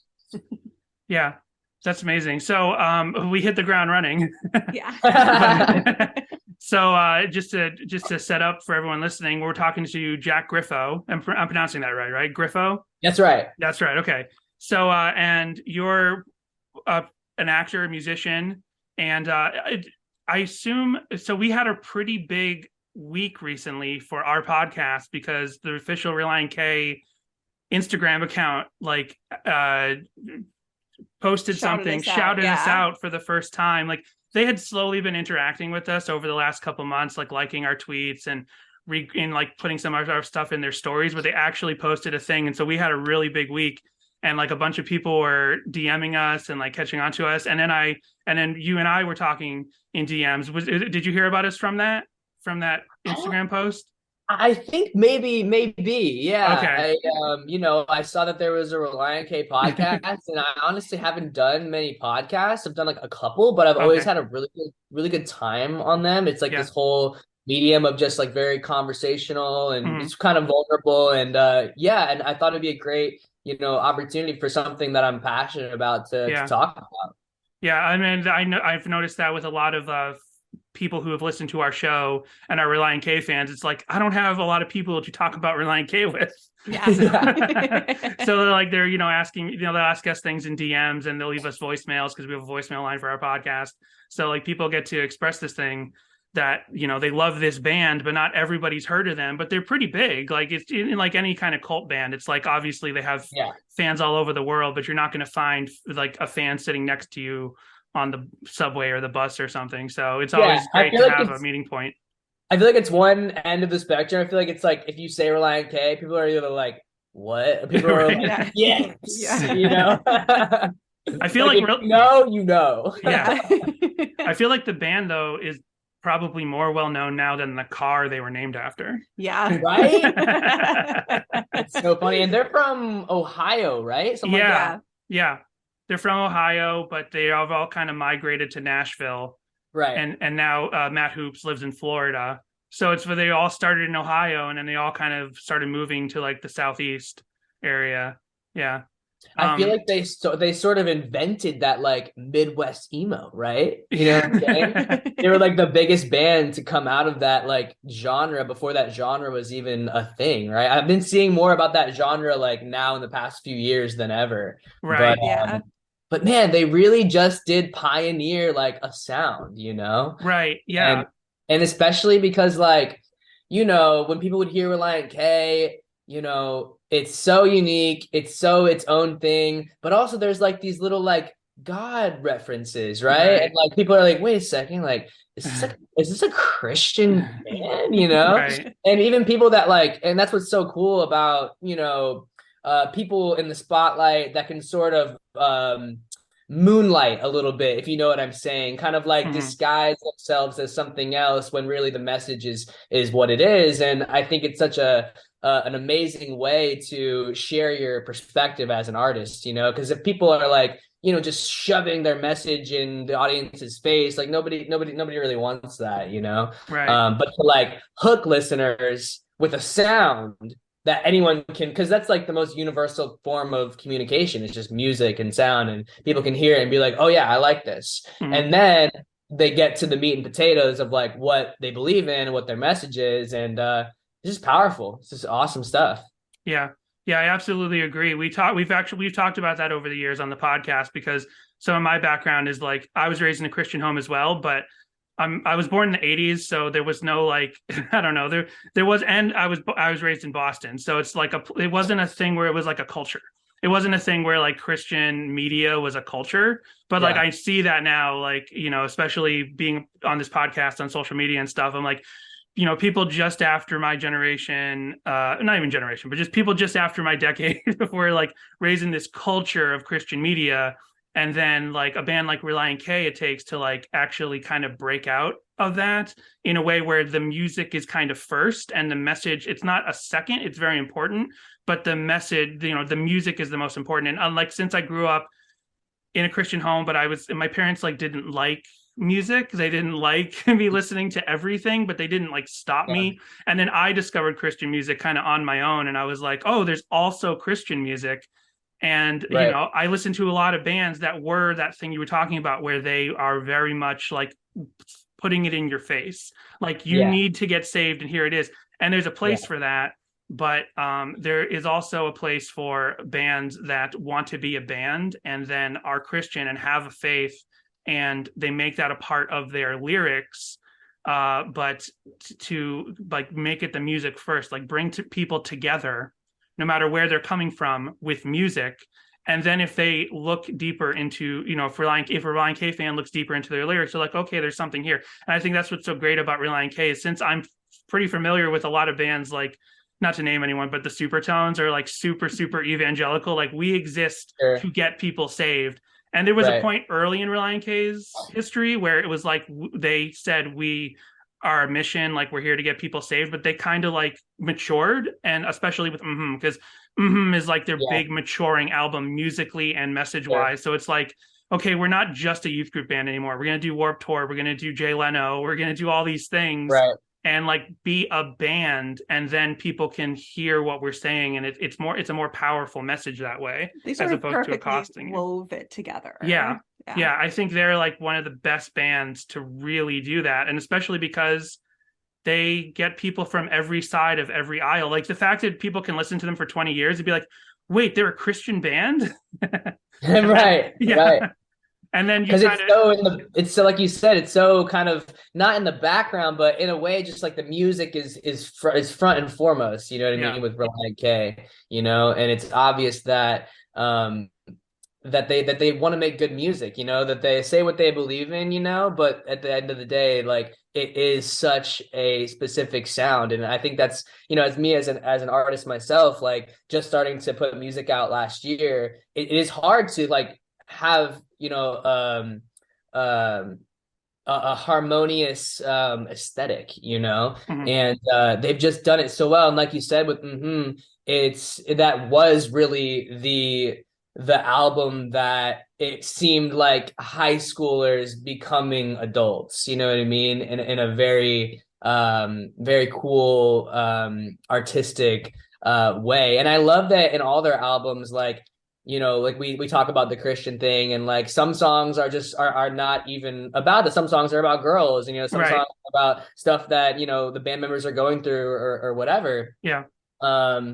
But you know, on to be honest, this Life After Death and Taxes was one that I didn't listen to on repeat. But I listened to it a few times today, and crazy how poignant those lyrics still are in this climate and culture of cancel culture and left versus right and the division of it all. You know, Matt's like talking about Taxi, like take me to the heart of it, like the center of the politics. And it's just so, it's kind of that liberating thing of like, you know, as Christians, I feel like we sometimes don't want to be dangerous, and we don't want to put our opinion out there because we're afraid of, you know, the confrontation or the conflict or whatever. But Matt Thiessen is so specific in the way he talks about, well, I'm liberated, you know, I can go in because I know that I got my back covered, you know.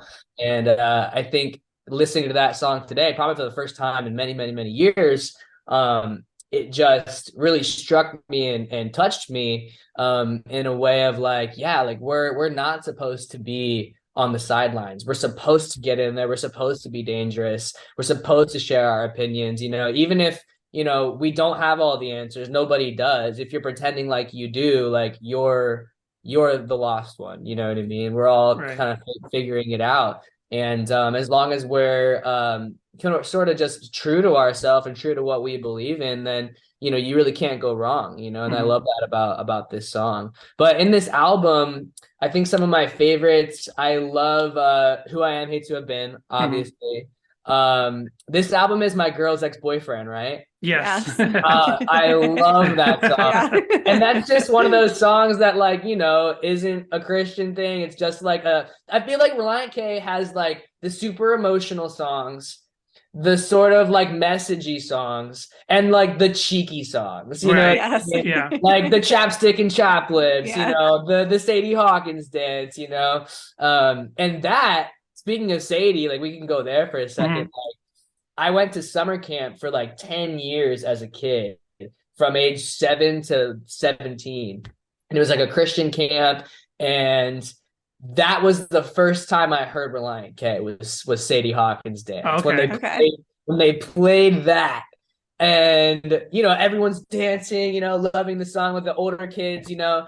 And I just remember being like, you know, this is super distant in my memory, being like, what is this? You know, like this is it, you know?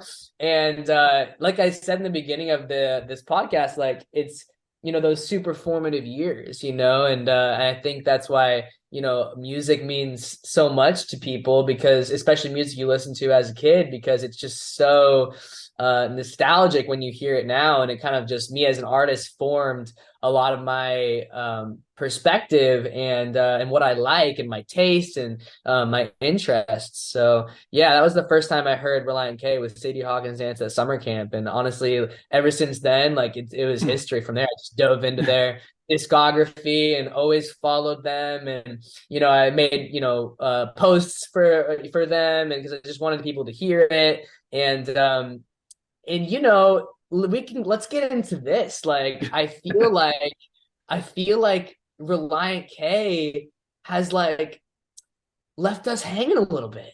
You know what I mean? Yeah. Like, you know, they came out with the Boomerang album, the Part-Time Lover, and that was Yep. like, yes, yes, they're back. Like, you know, I was all about that album. But you know, I'm not here to say like people are living their life, you know, I don't know what they're going through. And who are we? You know, that's the whole thing of band like Rihanna, fans of Rihanna are like, where's the music? Where's that? Right. So I feel like that about Relient K. I'm like, come on, people. Yeah. But I love them so much, you know, and I'm waiting tooth and nail to hear more Relient K. Yeah. I think we all Yeah. are, you know. I'm sure Yeah. something's coming this year because they already have 2 festival dates planned for later in this year. They have Furnace I saw Fest that. and When We Were Young. And Yeah. so when we started the podcast, we didn't know what was going on, and a lot of people, especially in 2019, that was the dark age of Where's Relient K? Yeah. Because like they basically, after the Air for Free album, which was 2016, and they toured that until 2017, when they finished that, they kind of like stopped. But It's then like radio silence. yeah, for a radio while silence. there. I don't want to say stop because that implies they broke up. They didn't break up. But what we figured Right. out as we started tracing their history, and it's not easy to trace their history because their Wikipedia is not complete. There's no books about them or anything. But and you know, you got to scour for interviews. But basically, they went nonstop from 2000 to like 2016. Like they kind of went nonstop. But they had, for the first decade, they had an album every year. And then, you know, for the 2010s, they had an album every 3 years. And then after that Air for Free album, they were like, we're adults now. Let's slow down. Right. Yeah. And then COVID hit because I think they were going to pick Right. back up. We see circumstantial evidence that they were basically going to pick back up in 2020. And Yeah. then that just slowed down. And because they went so long without like, they don't live online. Like Matt Hoops does the social media, but Matt Thiessen is like, he's like earthy and stuff. He doesn't use social media that much. So Right. So like they don't have a big presence online all the time. So people were like, oh, they must have just broken up and not told us. I'm like, I feel like they would have told us. I think they just kind of circumstances were what they were, and they'll be back. And I'm pretty sure something's going to come along this. We don't have any inside information. I'm just saying, I feel like something's going to happen this year. Yeah, I like took a look at their page before when we confirmed to do this, and I do pick that up as well. My detective skills tell me that there's something brewing in the Relient K world, and it's very exciting. You know, they're still, you know, one of my all-time favorite bands, like top 10 for sure, like no doubt. Yeah. And you know, I just can't wait. You know, they man, like they're just the best, you know? Yeah. Did you get a chance to go to the East Coast for this last tour? No, I didn't. Yeah. We had to do it because we're like, well, we're the Relient K podcast. and it just so happened that 2 of the shows were near our parents' homes. Oh, wow. This is a question for you to tie to Jessica, but I'm from Boston and Jessica's from Orlando. I'm from Orlando. That's what we saw. Dang, that's so cool. What part of Orlando are you from? I'm from Dr. Phillips. Okay. I did Taekwondo there. Wow. Yeah, I went to the first academy. Okay. Yep. I had a friend who went there. Yeah. Awesome. I lived in Celebration, the like next to Disney Town. Yeah. Sure. Yeah. Where'd you go to school? They had at that time a private school there called Celebration Academy, and before that there was like a non-denominational school called Buena Vista Academy that like closed down like right after I left middle school. So. Okay, you know, I definitely know of them. That's so funny. Yeah. Orlando repping. Let's go. Love the Orlando thing. Great place to grow up. Like a lot of art, a lot of performance art around there. Yeah. A lot of community theater, and that's kind of how I got into it. My older brothers went to Dr. Phillips High School, and they're one of the biggest theater magnet programs in Central Florida. Yeah. And so I just grew up just idolizing that, and moved to LA when I was 13 with my mom, pretty much. Okay. Nice. To kind of pursue this. So yeah, we met in Orlando. We went to film school, went to Full Sail. Yeah. So we went to Full Sail, and that's where we met. And then we moved to New York for a while, and then we moved here in 2014. Yeah. To LA. To LA. Yeah. You're in LA. Yeah, we're in LA. Oh, I guess I didn't mention that when we were talking at the end. We should have done this in person. Oh yeah. I thought you guys said you were in the Bay Area. I don't know why I thought that, but that's so cool. You guys are here. What area are you guys in? We're in the Sherman Oaks area. I'm in Van Nuys, bro. Oh my God. Like, We're like right around the 4 miles corner. away. That's awesome. That's so funny. And then like I was talking about how we started this podcast because I was part of a community of a Blink-182 podcast. One of the other podcasts is a Jimmy Eat World song by song podcast, and he lives over here as well. Yeah. Like we're all centralized in this area. Yeah. And we That's just did a awesome. crossover episode with them, and I'm like, you're down the street. Like we could also be doing this in person. But yeah, go ahead. So Relient K is doing When We Were Young, huh? Yes. Yeah. So I have a funny story. I was there last year. Okay. Oh, when okay. it got canceled. Remember Yeah. when it got canceled? Yeah. Yes. For the wind warning? The Oh wind my day, gosh, man. It was the worst thing ever, but ended up being kind of cool. So we wake up at 9 a.m., ready to go to the festival. We're only there for Sunday or Saturday, which is when it got canceled. It ended up happening on Sunday, but we were only there for Saturday. Oh. We had our Airbnb. It was like 9 of us. And we wake up to a text from one of my friends in the house. And she was like, guys. And right then, I just knew something was wrong in the air. I knew it wasn't happening. And sure enough, I look on Twitter. It's like When We Were Young, canceled. I'm like, no. Oh my gosh. We're moping around the Airbnb. Like, what do we do? Like this is so lame. And we do go outside, and it is really windy. So we were like, all right, well, at least it's legit, Right. And we, sure enough, we start seeing on Twitter that like some of the bands are trying to do some like, really short notice shows on the Strip. We see All American Rejects is doing like a thing at some like barbecue joint, like super small venue, and everyone on Twitter is like, don't even come. It's packed, like you can't even get in. So that's off the table. And then at this point, I'm like, okay, like this is the festival. Like we're gonna find the show. And I tell everyone in the house, I'm like, get ready, girls. Like get in your hair and makeup. Like 30 minutes, we're out the door. Like I just knew we had to be there on the Strip. And we see Red Jumpsuit Apparatus is gonna be at the Stratosphere. So we go there. It's so packed, and the Stratosphere is like the hotel on the Strip that's like super old. Like they were not prepared for this just mass of people being there. We get there, there's like military militia like on the ground, like AKs, like AR-15s. They're like walking around. There's thousands of people, and they're not letting anybody in the hotel that doesn't have a room key. So we're just hanging out there. We kind of just with our, twiddling our thumbs. We're like, what do we do? We find out that there's like another show, I forget the band, and then there's like some mystery show at the Palms. And we're like deep on Reddit, we're on Twitter, we're like trying to find a show if it freaking kills us. And we find out through like a friend of a friend, like somebody we knew on Travis Barker's kid, I forget his first name, but Travis Barker's son is going to open for Knocked Loose, who's opening for Bring Me the Horizon at the Palms. Oh, wow. So we found out early. We got there to the Palms, like one of the first like 25 people. And we like secure our spot. And sure enough, like right then, like thousands of people are like surrounding the Palms, just around the block, and it was like one of the coolest experiences because we got to kind of experience the band Knocked Loose and Bring Me the Horizon. We're like in this ballroom right outside of the theater, and we're like listening to them sound check. They're putting this show together like so quickly. And it was just one of the coolest shows ever, like the best visuals I'd probably ever seen. And for a band to like have the means to pull that show together in the matter of 3 hours, we're watching the staff kind of figure it out as they go. It was the coolest experience. And I really wasn't a Bring Me fan before this. I'd listened to their music, obviously, but man, their live show was really, really cool. So that's that amazing. Was my when we were young story. Yeah, ended up being great, but in the beginning of the day, it was a bump. When we were bummed, right? Right.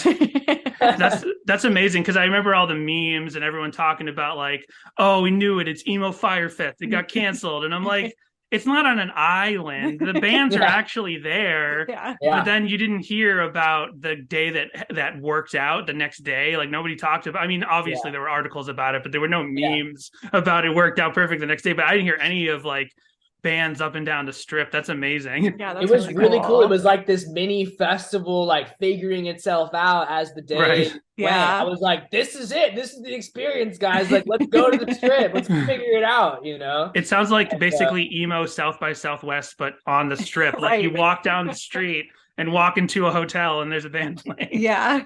Yeah, it was pretty cool. It was a cool experience, especially, you know, we kind of figured that, you know, we were just shot for the weekend, you know, we were gonna just do whatever, like hang at the Airbnb, you know, but you know, that's what's so cool about this culture of bands is like they really do it for the music, they really do it for the fans, you know. They probably, didn't get much profit off of these little shows that they put on, but like, you know, they know that people came from around the world to see them, and you know, they felt like they had a responsibility ethically, like to the fans, to do something. And that's what I love about this type of music. You know, there's a lot of artists out there that wouldn't do that, you know what I mean? And it was really sweet and cool that they put on these shows in the matter of like a few hours for the fans, you know? Yeah. And we got there super early and we were really close to the stage, like, and the visuals were just insane. And so, yeah, it's very cool. I'm really psyched that Relient K is doing it next year. I think it's going to be a great fit for them. And, you know, especially if they put out some music. Yeah. Right. I'm definitely hoping for some new songs by then. Yeah. Yeah. So there was something in there, but I can't remember. Oh yeah. Like we're pregnant, so it's like we don't know if we're going to be able to go. Yeah. Congrats! Yeah, it's our first kid, so it's like, well, both of you at the same time. Yeah. But yeah, like we definitely would want to go, but we're like the tickets are so expensive, and we'll have the kid. We don't know how it's going to be working by then. So like, let's see if someone brings us a ticket or something. Like those headphones only fit so big. Yeah, you guys aren't going to be those parents with their little like baby at the festival. Yeah. we would. Little headphones on the baby. That's so obnoxious. Yeah. Maybe when they're older, like definitely want to take our kid to music when they're young. When they're young, but like not like when they're a tiny baby. Yeah, I'm like those massive headphones will not fit on a head like this big. Yeah. When I see kids like younger than like 5 out there, I'm looking at the parents. I'm like, who is this for? You know what I mean? Like, what's really going on here? You know what I mean? But it's cool, you know. So you have music as well. You have Kid Baron is your band, and I was checking them out this week while we were getting ready to talk to you, and I really like this music. I can actually kind of hear the Relient K influence. There's a lot of different influences I hear. There's like a lot of 90s vibe, but I also kind of, and then there's like 90s vibe in certain Relient K things, like Forget Not Slow Down is very 90s, even though their earlier records are different. But I really love the 3 Kid Baron songs that are on Spotify. So what's the origin of that band, and like what kind of influence did Relient K have possibly on that? Like any other songwriting influences for that group? Sure. Well, thank you so much. I appreciate it. You know, the band started in 2019. I've always loved music. You know, I never really thought that I would be an artist and release, you know, original stuff. I just loved playing. You know, I grew up doing like community theater and musical theater. But I was on Nickelodeon for, you know, age 16 to 20.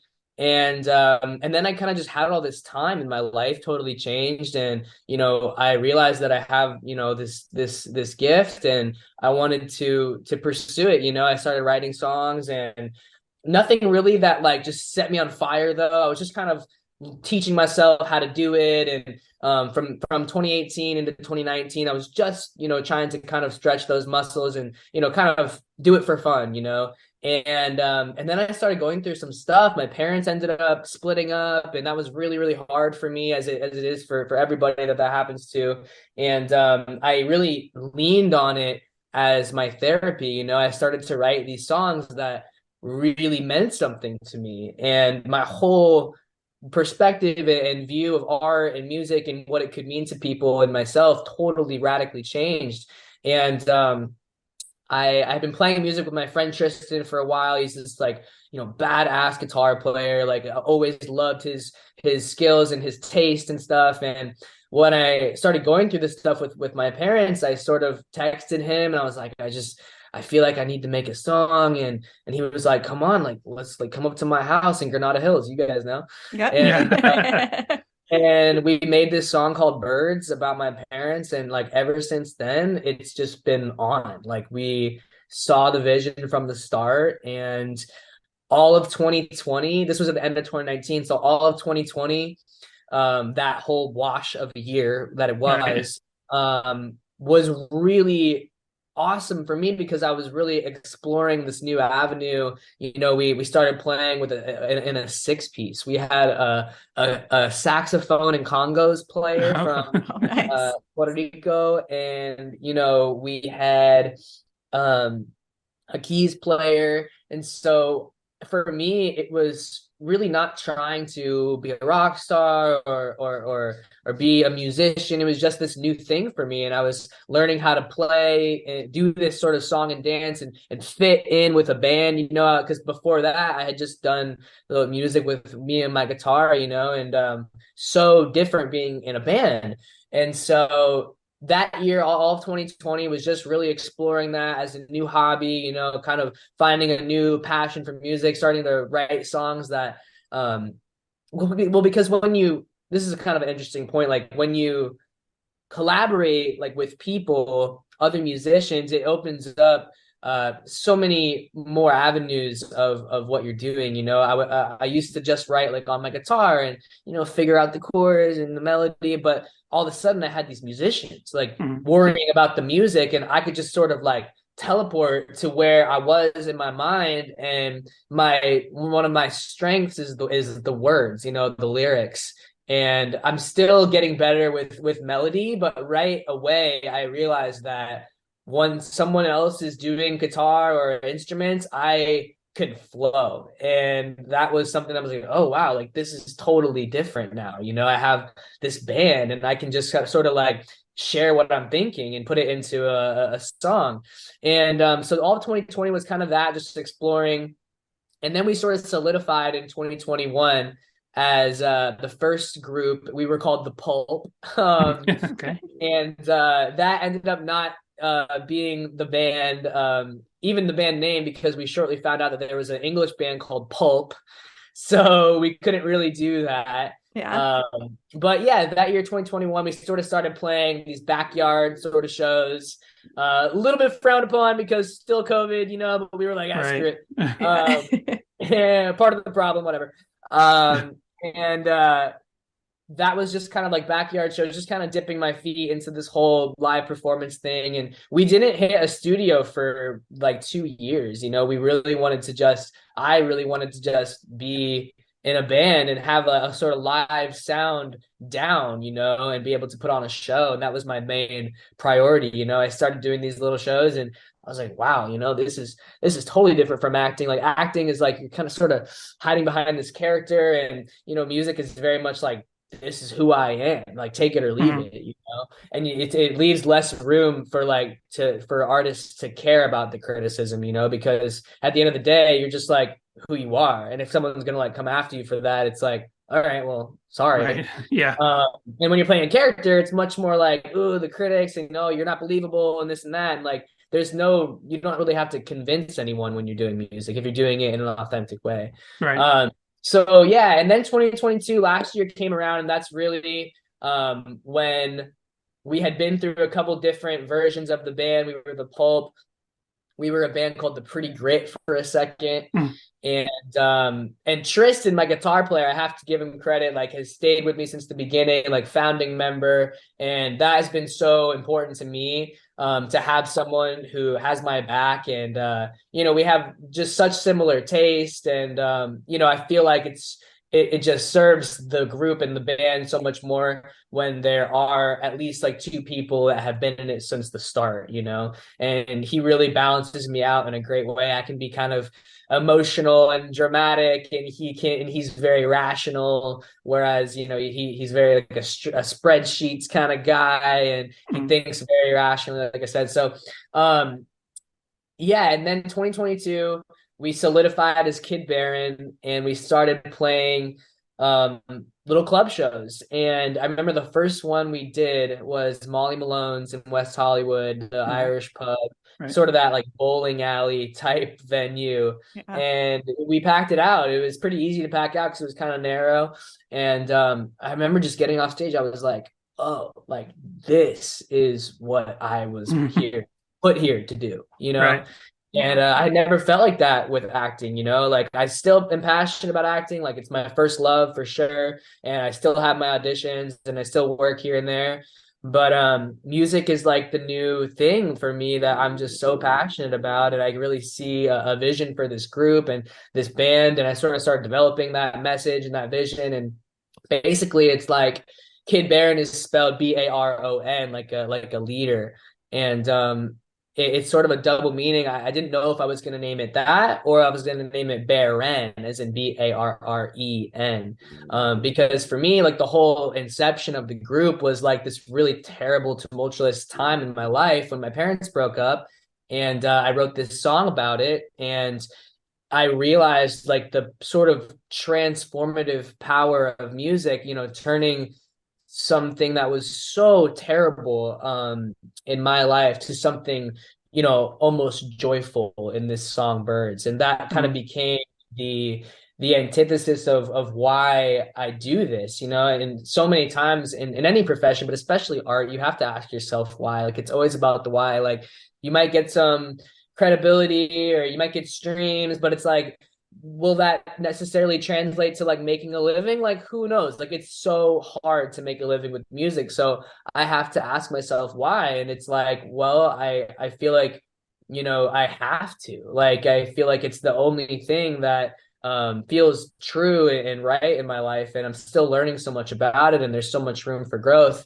But yeah, we put out music last year for the first time, and our Work It Somehow was our first song. And kind of like Birds, it was a song that was from a really rough time in my life. You know, I lost a friend, not to death or anything, but just, you know, lost a friend. And it was really hard for me, a really, really close friend.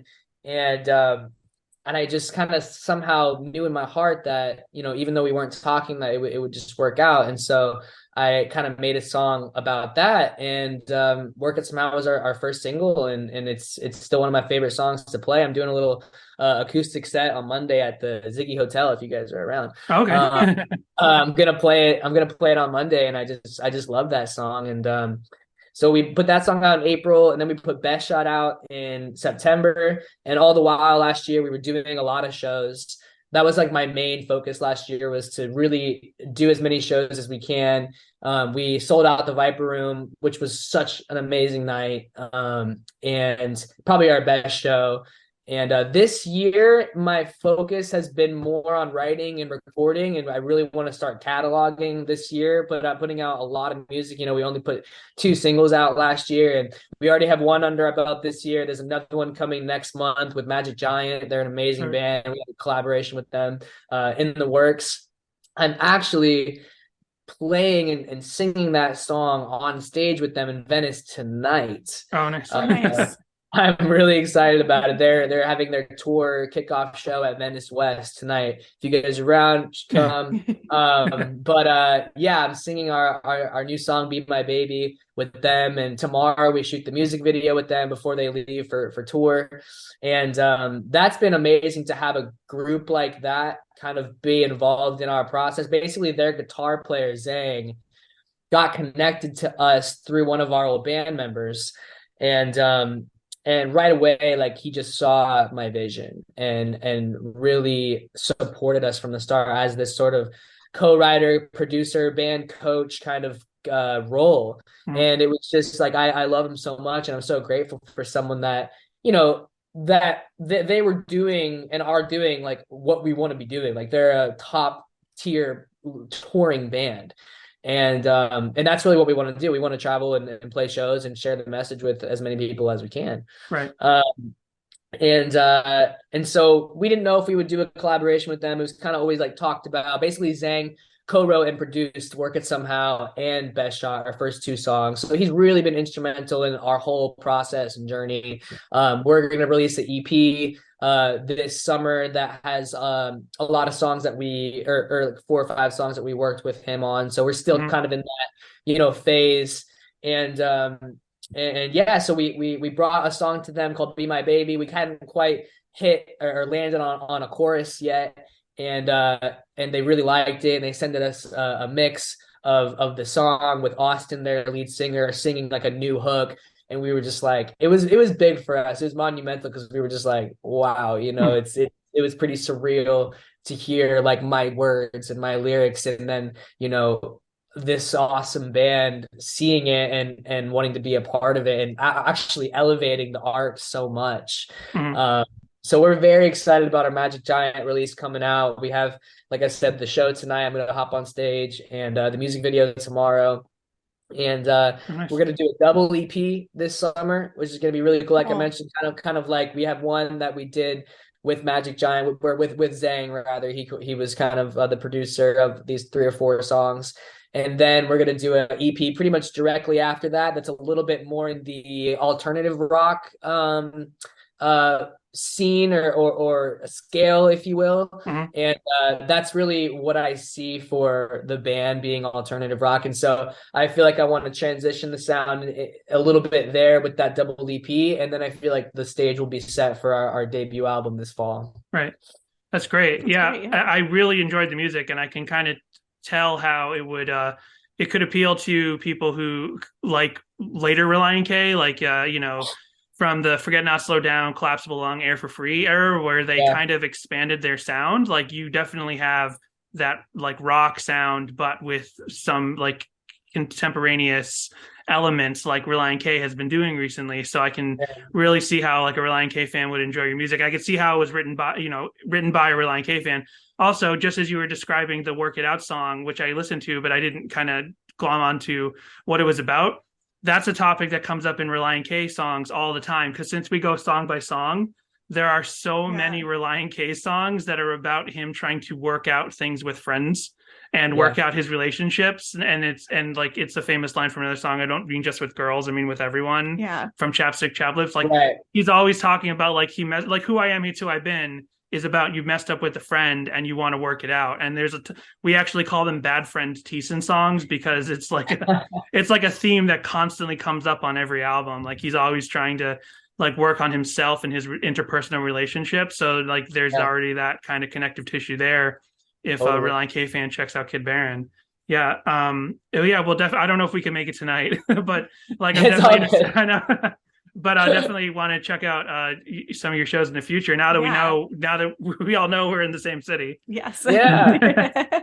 I appreciate that. Yeah. I mean, they're very influential in my sort of process. How I write is very much just about everyday things that happen to me. And I feel like that's the most pure way to do it. Sort of, art is like, taking what's on the inside and creating a visual or tangible expression in the real world, something that you can see and feel.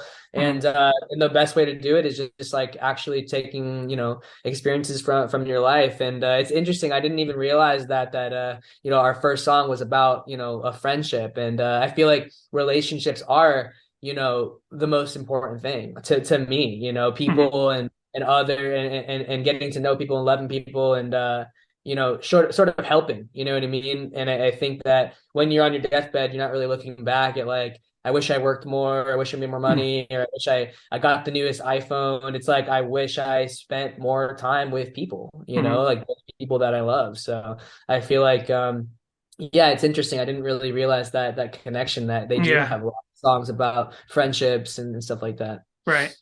Yeah, so we didn't even touch on. We didn't ask anything about your acting, because so when we started talking on DM, I was like, I looked at IMDb and I'm like, oh, I think I've heard of the Thundermans, but it's clearly like past our time. Yeah. And so then I started checking out some of your things. I recognized that you were in the Super Sons You did. That's right. You were Damian Wayne. That's really Yes. cool. Yeah. Because Thank I've you. been a DC comic fan forever, and I keep up on not every new comic, but I know all the new storylines, and I read a lot of Thank stuff. So you. the fact that you're Damian Wayne, that's really awesome. Thank you so much. I'm Yeah. very excited about it. I hope I get to continue to play it because honestly, it was like the most fun I've had on a movie. Like I haven't done many movies. I've done much more TV in my day, and so this role of Damien was like so cool. I mean, to be a part of that family and that universe, and to Yeah. have a Robin that's like so unique. There's like I didn't even know there was like so many Robins. You know what I Right. mean? And, he's actually Batman's son. He didn't really grow up with his dad. He is Ra's al Ghul's grandson. And he kind of grew up as a crazy little assassin and was super deadly and whatever. And in the movie, you should check it out. It's like the best movie ever. Like it's such it's really good. Thank you. Yeah. I watch and, all those DC animated movies. I've been watching them since the first one, which was like in 2009 or something, The Death of Superman. I've been watching each one, and some of them are really good, some of them dip in quality, but this is one of the really good ones, especially since it was like that cell shaded CGI style. I was a little reticent of that at first, but it looks really good. Like it's one of the best ones. And she's a big Superman and Supergirl fan, so there was something there. And I'm a big Batman fan, so it's like a perfect thing. Awesome. And this is a really random, almost pointless reference, but it's true. When we were going to interview John Schneck from Green K, oh my god, from I don't know, from Relient K. We were going to interview John Schneck from Relient K. I was researching all of his, I was listening to interviews he had already done, so we could avoid questions he's answered.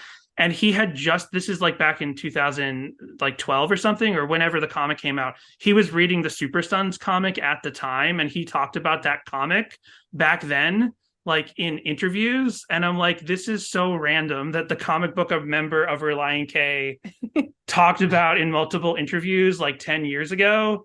You're a voice in the CGI movie. There's no point in mentioning that. It's just one of those weird things that I gotta express. That's so crazy, man. Yeah. I mean, it's all connected. Yeah. I don't know if that doesn't count as serendipity, but it's like weird connections. Yeah, between Schneck's a big DC fan. Yeah, he's a big DC Comics fan. It's awesome. It's so maybe funny. Maybe that'll be my end. Yeah. I mean, you could definitely let him know, hey, I'm Damian Wayne in the Super Sons movie, and I almost guarantee he'll know what you're talking. He will know what you're talking about. I'll send him a voice and be like, "What's up, man? It's Damian here," Yeah. So you were on Nickelodeon, and that was past our time, so I was not familiar with the Thundermans or any of that stuff. But then I was double checking some stuff on YouTube, and you just presented at the Kids' Choice Awards this week or last week or something. It just happened. And I got to ask because, I watched the Kids' Choice Awards up until I was 19 or something, a little later than I should have. But I got to know, is it actually as loud there as it seems like in the show, or do they pipe it louder in the studio? The kids yelling in the crowd? I can't tell you for sure. I mean, I wouldn't be surprised if they were to fabricate a little bit of it. Okay. It's thousands of kids in there. I remember I was, it'd been years since me and Kira, my co-star, were really in the spotlight like that. And, it was a lot of pressure. And I remember being backstage and seeing some really famous people and being like, oh my gosh, and we're basically have our microphones and we're standing, behind the little entry where we walk out and to present the award, and it's loud, like you're saying. And I just go to her, I whisper to her, and we know each other so well, because we did 100 episodes plus of the Thundermans, and I was just like, I'm feeling it too. We're gonna be good. We're gonna be good, because it's at the end of the day, it's just the Kids' Choice Awards, but it's the Kids' Choice Awards, Right. It's a lot of. Anything with that amount of people looking at you is a lot of pressure. And, I actually, we had a little bit on stage, and I memorized it, right? Mhm. They always tell you to just read the teleprompter. But I was like, oh yeah, like I'm gonna be good. Like I'm gonna perform it. I'm gonna perform it. I'm gonna hit all my beats. And Kira's reading it on the teleprompter like a good actress, like she should. And I'm kind of like playing to the audience. I'm like playing to Kira. And there's a moment that basically the line was like, I kind of joke that I'm gonna accept this award. Like, I'll accept this award, Kira. And I'm basically like, and she's like, no, like we're presenting the award, Jack. And I'm like, oh, okay. And I kind of joke around and I'm like, well, I kind of thought we were giving the award for like hunkiest male or something like that. And right in that line, I kind of had like a little like a stutter. I was like, hunkiest male. And I like was beating myself up over it. After we went off stage, I was like, I messed up. And my mom in the audience, I took my mom and she took a video and I watched it back. I was like, okay, like it didn't play that bad. Like it's crazy that things like that happen on stage. I was able to kind of play it off with my experience and whatever. I did have a moment where I was like, what am I saying? But I was kind of able to sort of play it off. And it's funny when you're on stage like that, everything just seems like such a bigger deal than it actually is. Right. But yeah, it's interesting you bring it up, man. It was a really fun day. And I hadn't been on that carpet in 4 years, since 2019. And I'm like literally like such a different person than I was that year. Right. Like that's the year that I really like it was March, and when I started the band was like end of that year in 2019. And so I've just been through like so much since then. Right. And I was really, really proud of kind of the way that I handled myself and I styled myself. And, there's a video of me kind of on the carpet and it's a lot of pressure, Jack, and cameras flashing and, and I looked good. I looked calm and confident. And I really feel like I have like weathered the storm of these past few years in a really, somewhat graceful way for the most part. We all kind of have our times where, we don't know what's going on, but, I keep my family close. Me and my mom are really close. I call my siblings a lot, and I try not to have yes people around me too much, and try to stay in touch with my hometown friends. And I feel like all of these things sort of kind of keep a sense of normalcy about my life. Right. It's really easy to kind of buy into people when they're like singing your praises and whatever. You kind of have to remember that, you put one, leg on at a time, just Right. like everybody poops, like, you know what I mean? It's because it is, being in Hollywood is just so easy to be like, when people like, I've had so many friends that, get famous or whatever, and they're like, oh yeah, like I was right all along. I'm the best. Right. And it's just important to to kind of stay grounded. Yeah. That's all. Yeah. Yeah. And I mean, it seems like a really genuine transition that you made from like this. I can't even imagine. I don't know, being a kid actor on television, and then this seems like a really genuine transition to like this band where you're personally really expressing yourself. And I know like there have been a lot of like kid actors who go on to other pursuits, and sometimes people make fun of it or whatever. But like this seems like a really genuine band. Like I really liked these songs, and I'm like, it doesn't seem like that thing to me of like, oh, this was a kid actor. Like, no, this is a really good band. I really enjoyed these songs, and I just want to impress that like if anyone wants to check these out, like they're definitely for Relient K fans. And like the fact that I mean, that's what brought us together is Relient K.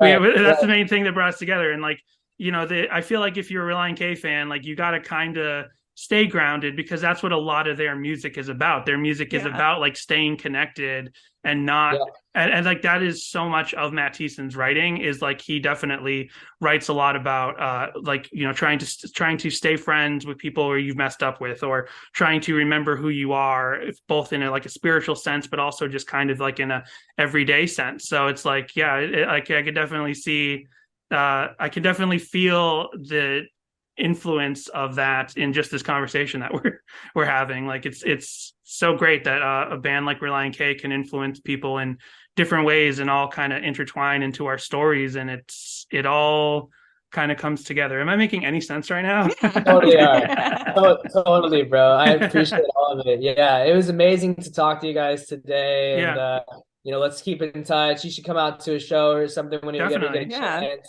Yeah. Congratulations, you're both pregnant. Oh yeah, I'm pregnant. That's not paternal twins, right? What is that called? No, we were trying for a real long time, so we're excited. Yeah. Oh, it's your first. Congrats. Yeah. Awesome. It was a storyline on our podcast because we not a storyline that makes it seem impersonal, but it was a thing we've been talking about on our podcast. Is like we've been trying for a really long time, and it finally happened. So we had like all these friends around the world excited for us to listen to our podcast, and it was like really exciting. Yeah, that's so exciting. How far along are you? 5 months. So 21 weeks.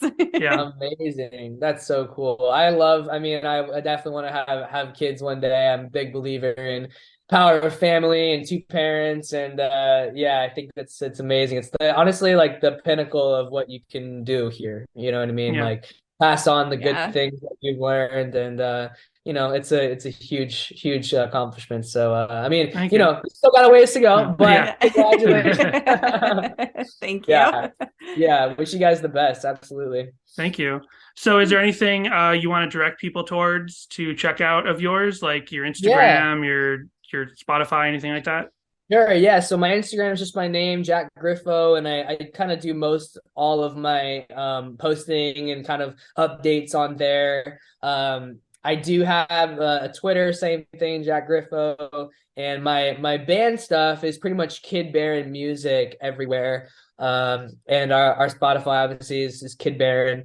But yeah, we have a lot of music coming out this year. Like I mentioned before, we're really gonna start cataloging this year and put a lot of music out, 2 EPs and an album. So it's gonna be really cool. And our last single is doing like exponentially better than our first 2, which is like so encouraging, and it's really cool to kind of see a little bit of momentum happening, and it encourages me to kind of really because now I'm honestly in this phase of like I've been writing for like 6 months straight and getting songs together, and I feel like now I have the double EP and the album, so it's kind of in the all right, we're gonna finish these projects phase right now, which is really, really cool and exciting. And I've been collaborating with cool songwriters and stuff, and I still have some songwriters that I want to start collaborating with, but that now is going to be the next phase and the next album of next year, which is like I can't believe that's even happening, because for 3 years now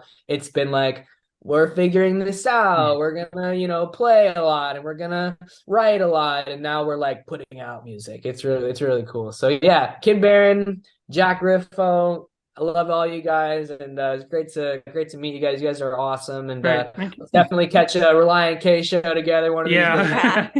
Hopefully they tour on the way. I mean, aside from the festival dates, one's in Alabama, one's over here in Vegas, but like hopefully they do a West Coast tour, a proper West Coast tour. Maybe Kid Baron will open. You never know. Hopefully, yeah. I just gotta send a little Damian Wayne. Kid Baron wants to be your opener. Exactly. Awesome, guys. Awesome. Well, thank you so much. Thank you. Thanks. All right.